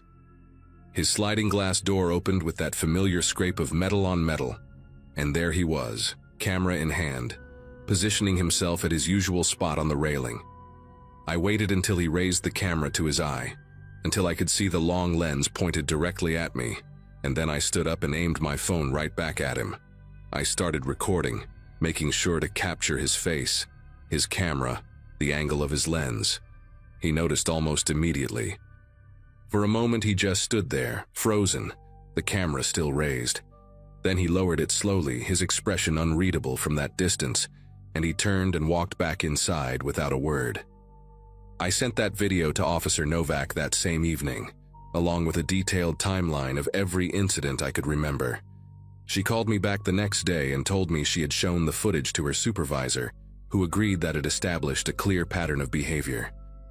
Combined with the GoPro we had found on our fence, they now had enough to pay Howard a more serious visit.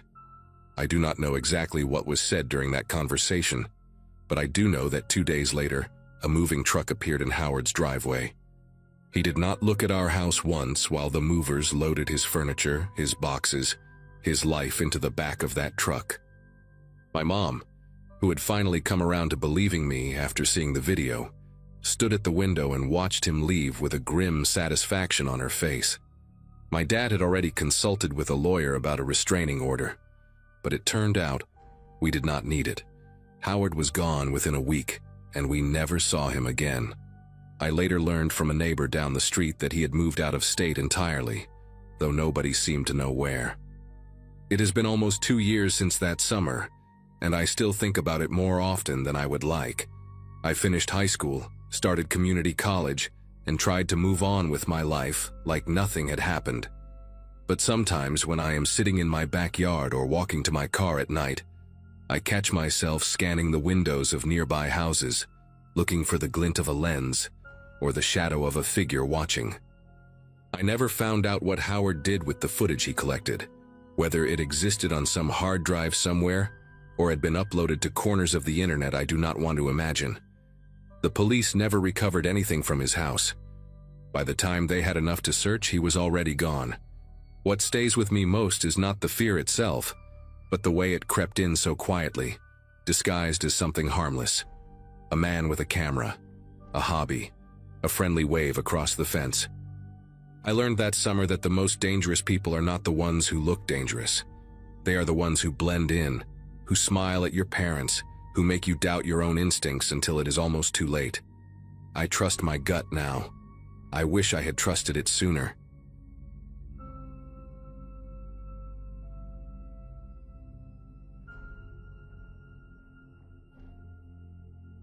The duplex where I lived back then sat on a quiet, dead-end street, the kind where porch lights stayed on more for habit than need.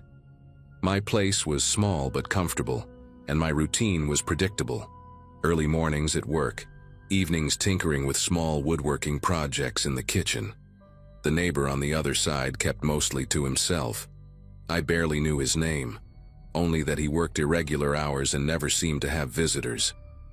What first caught my attention were the sounds. Slow, dragging thuds coming from outside well past midnight. At first I assumed he was rearranging something in his yard, but the timing felt strange enough for me to start paying more attention.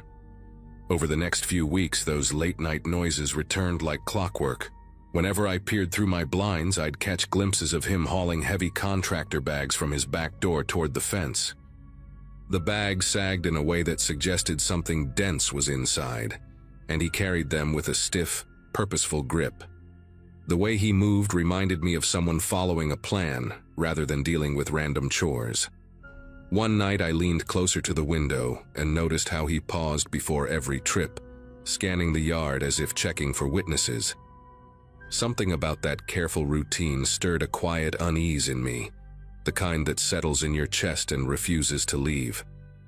Little later, a chemical smell began drifting between our yards. It had a sharp bite to it, the sort of odor you'd expect from paint thinner mixed with burnt plastic. It showed up randomly, sometimes at dawn, sometimes around dinner, and lingered longer than made sense. I tried mentioning it casually to another neighbor across the street, and she told me she'd been smelling it too, especially on humid nights when the air felt thick. She joked that maybe he was starting some kind of home renovation, but there was no laughter behind it. People had begun closing their windows earlier, even on breezy evenings that usually felt perfect outside. Then came the night I actually saw him digging. I stepped into my kitchen for water and noticed movement near the fence. He was crouched low, carving out a narrow trench beside a row of bushes. He worked fast, almost frantically, pushing dirt aside with sharp shovels full. When the motion light snapped on above my back door, he jerked upright and swept something into the hole with his sleeve before packing the soil back down. He kept glancing toward my windows while smoothing the ground with his palms, leaving the surface oddly level, as if he'd rehearsed that exact motion. I remember standing there, glass in hand, feeling this sinking awareness that whatever he was doing, he didn't want anyone seeing it. A few mornings after that digging incident, the chemical smell hit harder than before, so sharp it clung to the back of my throat. I stepped outside to check if something had spilled near my place, but the odor clearly drifted from his side of the fence. That's when I noticed small scorch-like patches in the grass near where he'd been working, as if something had leaked and eaten through the blades. The rest of the yard was normal, but those patches stood out like bruises on the ground. I remember thinking about whether I should report it, but there was nothing concrete to point to, just smells, noises, and glimpses through blinds. Still, something in the air felt charged, like the tension right before a storm breaks. Around that time, the landlord sent out a message about a routine pest inspection scheduled for the end of the week. It wasn't unusual. He did it every year, but the timing couldn't have been worse for my neighbor. The next evening, as I pulled into the driveway, I saw him standing beside a rental truck, one of those medium-sized box trucks with faded decals, the kind people use when they're in a hurry to move. He was stuffing more contractor bags inside, tossing them with a speed that didn't match the calm expression he kept forcing onto his face. Even from a distance, his movements looked jittery, like he couldn't get the truck loaded fast enough. He didn't acknowledge me, didn't nod. Didn't do anything except rush back and forth between his door and the truck. That night, well past midnight, the sounds returned, but this time they were sharper, more desperate. Instead of the steady thuds I'd grown accustomed to, I heard scraping, dragging, and the clatter of something metallic hitting concrete. The rental truck's rear door slammed again and again. Every time I tried to peek outside, he was either disappearing behind the truck or rushing into the duplex with an empty dolly. The whole street was silent except for him, and each noise cut through the air like it didn't belong in a neighborhood at that hour. There was this prickling awareness in me, a sense that something was nearing its end. Whatever he'd been doing, he was trying to erase it before the inspection. By sunrise, the truck was gone, completely. No trace of it except for faint tire marks on the pavement. The yard was quiet. The air smelled like nothing. It felt almost eerie how abruptly everything had stopped, as if someone had flipped a switch. For the first time in weeks, there were no dragging sounds, no hovering chemical scent creeping across the fence. I walked out back later that afternoon and noticed the soil near the bushes looked uneven again, but not freshly dug, more like something heavy had pressed into it.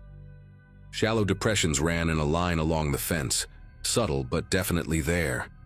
When I crouched closer, the dirt seemed disturbed in a patterned way, as if things had been buried and then hastily removed. The pest inspector arrived 2 days later, a quiet man named Fletcher with a clipboard and a pair of boot covers he slipped on before stepping indoors. He didn't mention anything unusual as he moved through my place, but when he went next door, he paused on the front porch for a long moment. The neighbor's unit was completely empty, doors open, blinds drawn up halfway, and a faint echo drifting out as if the walls had just been stripped bare. Fletcher walked through slowly, peering along the baseboards and checking cabinets, but he eventually returned, shaking his head, saying the place felt hollow. After he left, the landlord stopped by briefly, muttering about an early termination of the lease and unpaid fees, though he didn't seem too surprised. People came and went in that building often, but something about this departure unsettled him more than he admitted. Over the next week, the yard began to change in a way I couldn't ignore. The depressions along the fence grew more pronounced, almost like the ground was settling from the inside out. I tried brushing my shoe over one of them, expecting it to feel firm, but the soil shifted under the surface, soft in a way that didn't match the surrounding earth. A stray dog from down the street wandered into my yard one afternoon and started pawing at one of the spots, digging with this frantic enthusiasm animals get when they've picked up a scent. I had to shoo it away, but the claw marks it left behind revealed darker soil beneath, packed in uneven layers that didn't look natural. Seeing that patch exposed stirred something uneasy deep in my gut. News among the neighbors traveled quickly. Everyone had heard the late-night noises. Everyone had smelled the chemical fumes. And now, everyone had their own theory. Some whispered about hazardous waste. Others pointed out the scorch patches in the grass and suggested he'd been burning something he shouldn't. A few people even wondered aloud if the bags he carried held something more disturbing. The landlord considered calling in a soil test, but after a few days of silence, he backed out, claiming the cost wouldn't be worth it unless someone filed a formal complaint. No one wanted to be the one to sign their name on that kind of paperwork.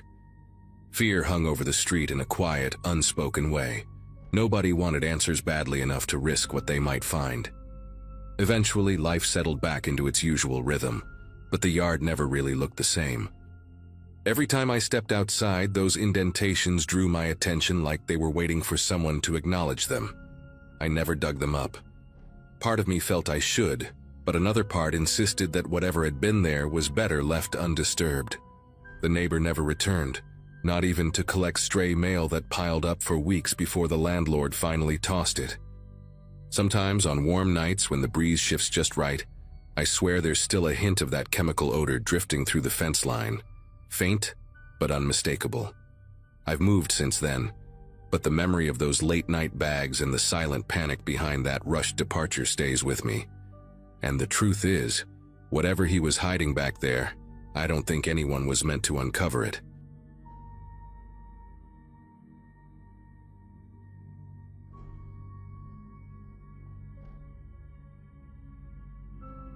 Moving into that upstairs apartment felt like a reset I desperately needed. Work was steady, my schedule was predictable, and living on my own again gave me a sense of control I hadn't felt in a long time. The building was older, the kind with narrow staircases and vents that hummed faintly at night, but it suited me. I remember unpacking that first weekend, humming along to music, trying to make the place feel like mine. The only thing that caught my attention early on was the downstairs neighbor's bass, deep, heavy, and always past midnight. I didn't think much of it at first. People have habits, and I wasn't trying to be difficult. When I finally knocked on his door and asked, as politely as I could, if he could lower it after midnight, he just stared through the crack like he was studying the shape of my voice. He didn't say yes, didn't say no, just closed the door slowly, as though testing how long I'd stand there. The next morning, stepping out for work, I found my welcome mat slashed straight down the middle. The cut was so clean it made me stop for a few seconds just to understand what I was looking at. The mat wasn't expensive, but it was personal. I'd brought it from my old place because it reminded me of home. Seeing it destroyed right at my doorway instantly felt targeted. I kept replaying our interaction from the night before, wondering if my request somehow came across as rude. I even checked the hallway camera at the end of the corridor, only to realize it had been unplugged, the cord coiled neatly beside it. That detail bothered me more than the slashed mat. Someone had gone out of their way to make sure nothing was recorded, and in that building, only a handful of tenants knew where that camera was plugged in. A couple of days later, while getting ready for bed, I heard footsteps downstairs. Not unusual in an apartment building, but these were different. They didn't move in a straight line or sound like someone walking naturally. They paced, slow, deliberate steps that shifted direction whenever I did. If I moved toward the kitchen, the footsteps followed along the floor beneath it. If I stopped, they stopped. I stood still for a long minute, listening, hoping it was just pipes contracting or settling, but the pattern was unmistakable. The footsteps were tracking me. I tried brushing it off as paranoia, but the sound had a weight to it, like someone dragging their feet with purpose, matching my movements with eerie accuracy. That night, at around 3 a.m., a soft knocking started at my door, gentle enough to sound hesitant, but persistent enough to keep me awake. No voice followed it. No shifting shadows under the door, just the rhythmic, quiet tapping of someone who knew exactly how to keep a person on edge. Filing a complaint with management felt like the only reasonable thing to do. I explained the noises, the slashed mat, and the knocking, hoping they'd talk to the neighbor or at least check the maintenance logs. Instead, what I got was retaliation I couldn't have imagined. That evening, while I was eating dinner, recordings of my own conversations started playing from the apartment below. My voice crystal clear, repeating ordinary things I'd said while on the phone earlier that day.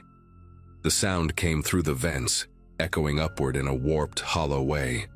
I remember standing in the middle of my living room, heart racing, suddenly aware of every vent and grate in the place. I didn't even know the units shared ventilation, let alone that someone could use them like a listening system. The worst part wasn't hearing my own words. It was realizing he had chosen what to play. He picked moments where I sounded distracted or tired, as if mocking how unaware I'd been.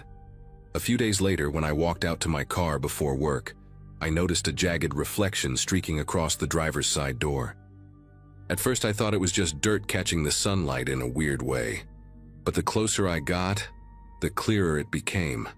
Someone had keyed the entire side of my car, carving a message so deeply the metal curled at the edges. I hear everything. The letters were uneven, almost frantic, like whoever did it couldn't control their pressure. My first instinct was to look around the lot, half expecting someone to be watching, but the place was silent except for a distant lawnmower. I felt exposed standing there, as if stepping into my car made me part of some sick game he thought we were playing. I reported it to the landlord and the police, but without cameras or witnesses. They told me there wasn't much they could do besides take note of it. Hearing that made my skin crawl in a way I can still remember. Someone was escalating, and I was the only one who seemed to understand that. The pacing under the floors didn't stop. It grew bolder. Instead of following me only in the evening, It started the moment I got home from work. Heavy steps pressed upward from the wood, slow and methodical, making the floorboards tremble just slightly under my feet. Sometimes it sounded like he was dragging something beneath me, something coarse scraping against the subfloor. I learned the exact rhythm of his movements, the pauses he took, the way he seemed to wait for me to step into a specific spot before continuing. Reached a point where I avoided certain areas of my own apartment because standing over them felt like leaning too close to a stranger's ear. Nights became impossible. The soft knocking at 3 a.m. never stopped. It only grew more confident, almost impatient, tapping in quick bursts like he expected me to answer. One evening, while lying in bed and trying to ignore the faint shuffling beneath the floor, I heard something new. An exhale. A long, shaky breath rising through the cracks in the floorboards directly under my bed. It didn't sound like it came through a vent. It sounded like someone was right beneath me, separated by nothing but wood and a few inches of darkness. I sat up slowly, barely breathing, listening to the faint rasp of air pushing upward. I slid out of bed and grabbed my phone, shining the flashlight across the floor, scanning for any sign of movement. The boards looked normal, untouched, but the breathing continued until I stepped away from the mattress. Then it stopped completely, replaced by the faintest creak, like weight shifting on hands and knees. That was the moment I realized he wasn't just listening. He was moving through the crawl space directly under my room. I confronted the landlord again the next morning, practically begging them to inspect the crawl space, or at least check the locks on the maintenance access.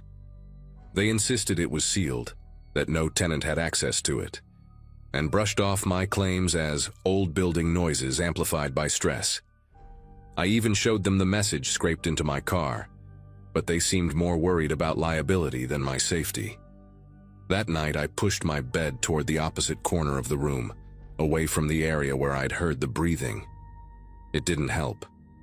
The shuffling returned, louder than before, and this time it traveled the full length of the room, stopping under every corner where furniture had been moved. It felt like he was mapping the space, testing how close he could get to each wall and piece of furniture.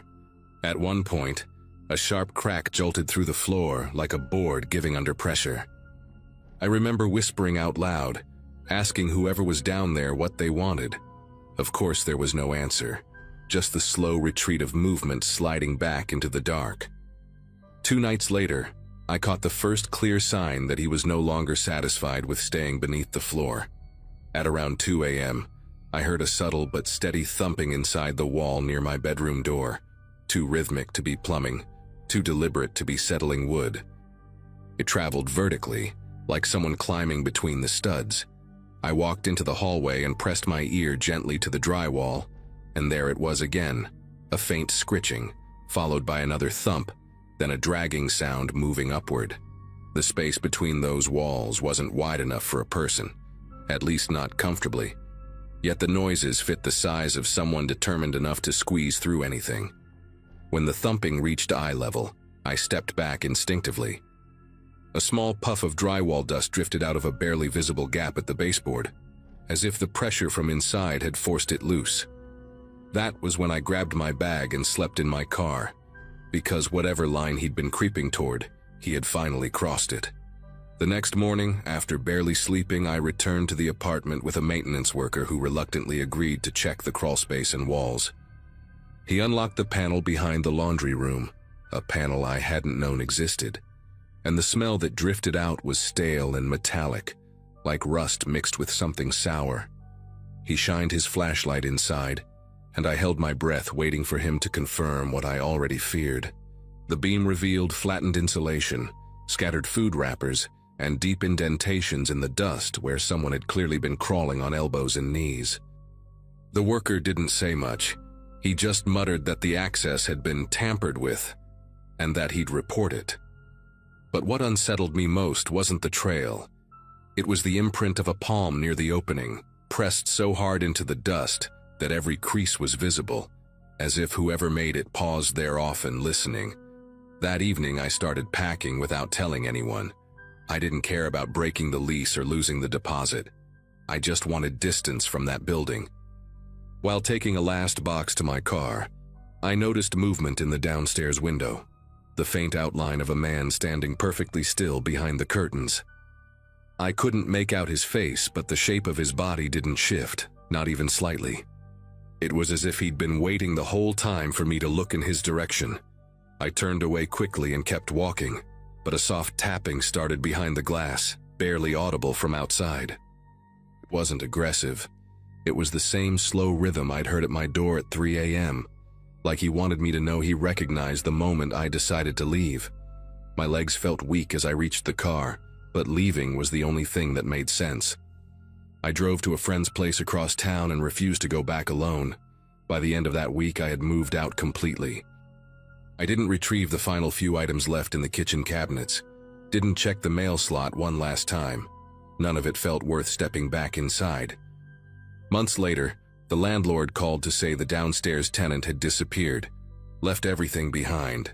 According to him, the crawl space had been resealed and the unit was safe again, said with a tone that made it clear he wanted me to consider returning.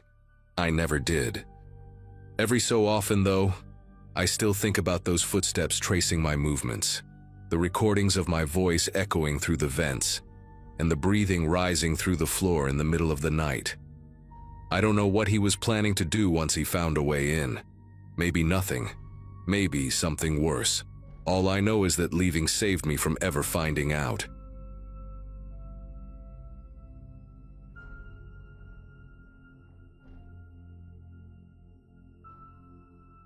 Most of that year had been pretty uneventful for me. I was working long shifts at a small print shop, keeping to myself, and trying to save enough money to move out of the old apartment building I'd been stuck in for far too long. The place wasn't dangerous, just worn out. Thin walls, flickering hallway lights, and a constant smell of burnt toast drifting up from a unit downstairs. Around that time, one of my neighbors, a quiet guy named Evan, lived right across the hall from me. He wasn't the type who made small talk, but he'd nod whenever we passed each other. For months, he'd been predictable in a comfortable way. Same gray jacket, same beat-up sedan parked in the same corner spot, same routine of leaving early and returning late. Nothing about him ever stood out, until one week when everything about him changed. It began with the cameras. I remember unlocking my door and noticing a small black device mounted above Evan's doorframe, angled strangely, not toward the hallway like a normal security measure, but pointed inward, facing his own door as if he expected something to come from inside. Later that day, another one appeared, this time lower, almost at knee height, also aimed directly at his door. The whole setup felt backwards, like he was trying to see who might approach from behind him rather than from the hallway. When he walked past me that evening, he practically jumped even though I barely moved. His eyes darted around as if he were tracking invisible threats, and when he reached the parking lot, he didn't go to his usual spot. He circled the entire lot twice before choosing a space nowhere near the building. Over the next couple of days, his behavior grew more jittery. He'd pause at his door before unlocking it, pressing his ear against the wood as if listening for movement inside. Anytime someone stepped into the hallway, he reacted like the air had suddenly shifted. Shoulders tight, gaze locked forward, pretending not to notice anyone walking behind him. One afternoon, I came home early and saw him swapping out one of the cameras for an even smaller one, something almost hidden against the trim. His hands moved quickly, like he'd done it 100 times, but his breathing sounded uneven. He didn't even acknowledge me. Instead, he muttered something under his breath, just a few scrambled words I couldn't make out, and slipped back inside. Things escalated late one night when I woke to frantic voices echoing through the hallway. Not shouting exactly, but hurried and intense, like people trying to keep an argument contained. I cracked my door open just enough to see several men standing outside Evan's apartment. They weren't dressed in uniforms, but something about the way they moved felt coordinated. Heads tilted the same way, backs straight, scanning the hallway with short, sharp glances. They knocked on Evan's door and called him a name I'd never heard before, a name that didn't sound even remotely similar to Evan. Their voices carried a strange mix of impatience and certainty, like they knew he was inside. When one of them spotted me watching, the entire group went silent. They didn't threaten me, didn't say a word. They just stepped back, exchanged looks, and vanished down the stairwell so quickly it barely felt real. By the next morning, the hallway felt different, emptier somehow, as if the night had peeled something away. I knocked gently on Evan's door before leaving for work, more out of concern than curiosity, but the sound echoed without any response. When I came back that afternoon, the cameras were gone. Not just removed, but completely stripped away, leaving faint outlines where the adhesive had been. Through the crack beneath his door, I no longer saw the thin line of light he usually kept on. The place felt hollow. The following day confirmed it. Movers carried out the last of his belongings in silence, and by evening the apartment stood entirely bare. No furniture, no bags, no stray items forgotten in a rush, just a spotless, empty unit that looked as if no one had lived there at all. The building should have settled back into its usual rhythms after that, but it didn't. 2 nights after Evan's sudden disappearance, a strange metallic sound woke me up, something like someone testing a doorknob with the patience of a lockpicker. I sat up, listening. It wasn't my door, it came from across the hall. Footsteps moved slowly, deliberately, stopping and starting in irregular intervals. I opened my peephole just enough to see 3 silhouettes in the hallway. These weren't the same men from before. Their posture, their clothing, even their presence felt different. Less organized, more restless. One of them knelt by Evan's old door while another drifted toward the mailboxes, inspecting each lock with an unsettling calm. At first, I thought they might be new tenants who'd gotten the wrong unit, but they carried no bags, no papers, nothing that suggested they belonged there. They didn't speak to each other either. Every movement seemed purposeful, as if they had instructions they didn't need to repeat out loud. The one at the door pressed his ear against it, not in a curious way, but like someone confirming whether a long-lost echo still lived behind the wood. When he pulled back, he tried the handle slowly, deliberately, before giving a small shake of his head.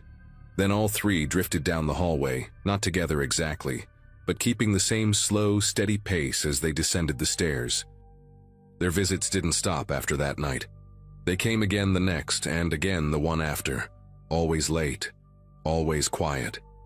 Sometimes it was just one person lingering near the vacant unit, other times 2 or 3. A couple of them returned to the mailboxes and checked each slot carefully, tapping the locks as though listening for a specific sound only they understood. Once I heard someone whisper a word, too soft to catch, but the tone carried the weight of recognition, like whatever name they were using still mattered to them. It became obvious they weren't looking for an apartment. They were looking for him, still convinced he might be hiding somewhere close. The longer this went on, the more I felt the building shifting under it. People who had lived there for years suddenly kept their doors locked at all times, even in the daytime. Conversations in the stairwell stopped the moment these strangers appeared, as if the entire place had quietly agreed not to draw attention. I caught glimpses of them moving through the parking lot too, checking cars, pausing at empty spaces, scanning the rows like they were matching something against a memory.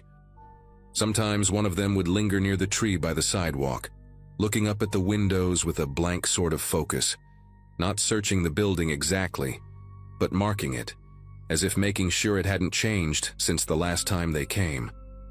What unnerved me most was how they treated the empty apartment across the hall. They acted like it was still occupied, still important, still holding something they needed to confirm or retrieve. One night I heard a soft scrape from their side of the hallway, like someone running a fingertip along the door frame, tracing the outline of where the cameras had once been. The sound stretched on long enough that I had to press a hand against my own chest to steady myself. Every instinct said not to open my door. The hallway lights flickered during their visits too, but not in the usual dying bulb kind of way. It was more like the lights dimmed just slightly whenever they passed beneath them, as though their presence disrupted something delicate in the wiring. On the 5th night, I heard footsteps stop directly in front of my door, not the tentative kind, not the sort that fumble looking for a number. They paused with intention. I stayed completely still, listening to breaths that were too controlled, too measured. Then came the softest tap against my doorknob. Not a twist, not a push, just a touch, like someone testing whether I would respond. I didn't move. After a few seconds, the footsteps shifted back toward the empty unit. A man's voice murmured something low, followed by a faint reply from farther down the hall. Their footsteps drifted away in no real hurry, as if they had all the time in the world to keep circling back. Eventually, I realized that waiting for them to stop wasn't a plan. It was just me hoping the problem would solve itself. So the next morning, I told the building manager everything. Every late-night visit, every door check, every time someone lingered by the mailboxes. She frowned like she wanted to dismiss it, but couldn't. By that afternoon, she'd installed new hallway cameras and scheduled a full lock replacement for every unit on the floor. The strange visits didn't stop immediately, but they changed. The strangers returned once more, looked straight at the new cameras, and left without touching a single door. After that, they were gone. No more footsteps at night. No more tapping on doorknobs. No more figures drifting in the parking lot. Evan never came back, and nobody who moved in after him stayed longer than a month, but the hallway finally went quiet again.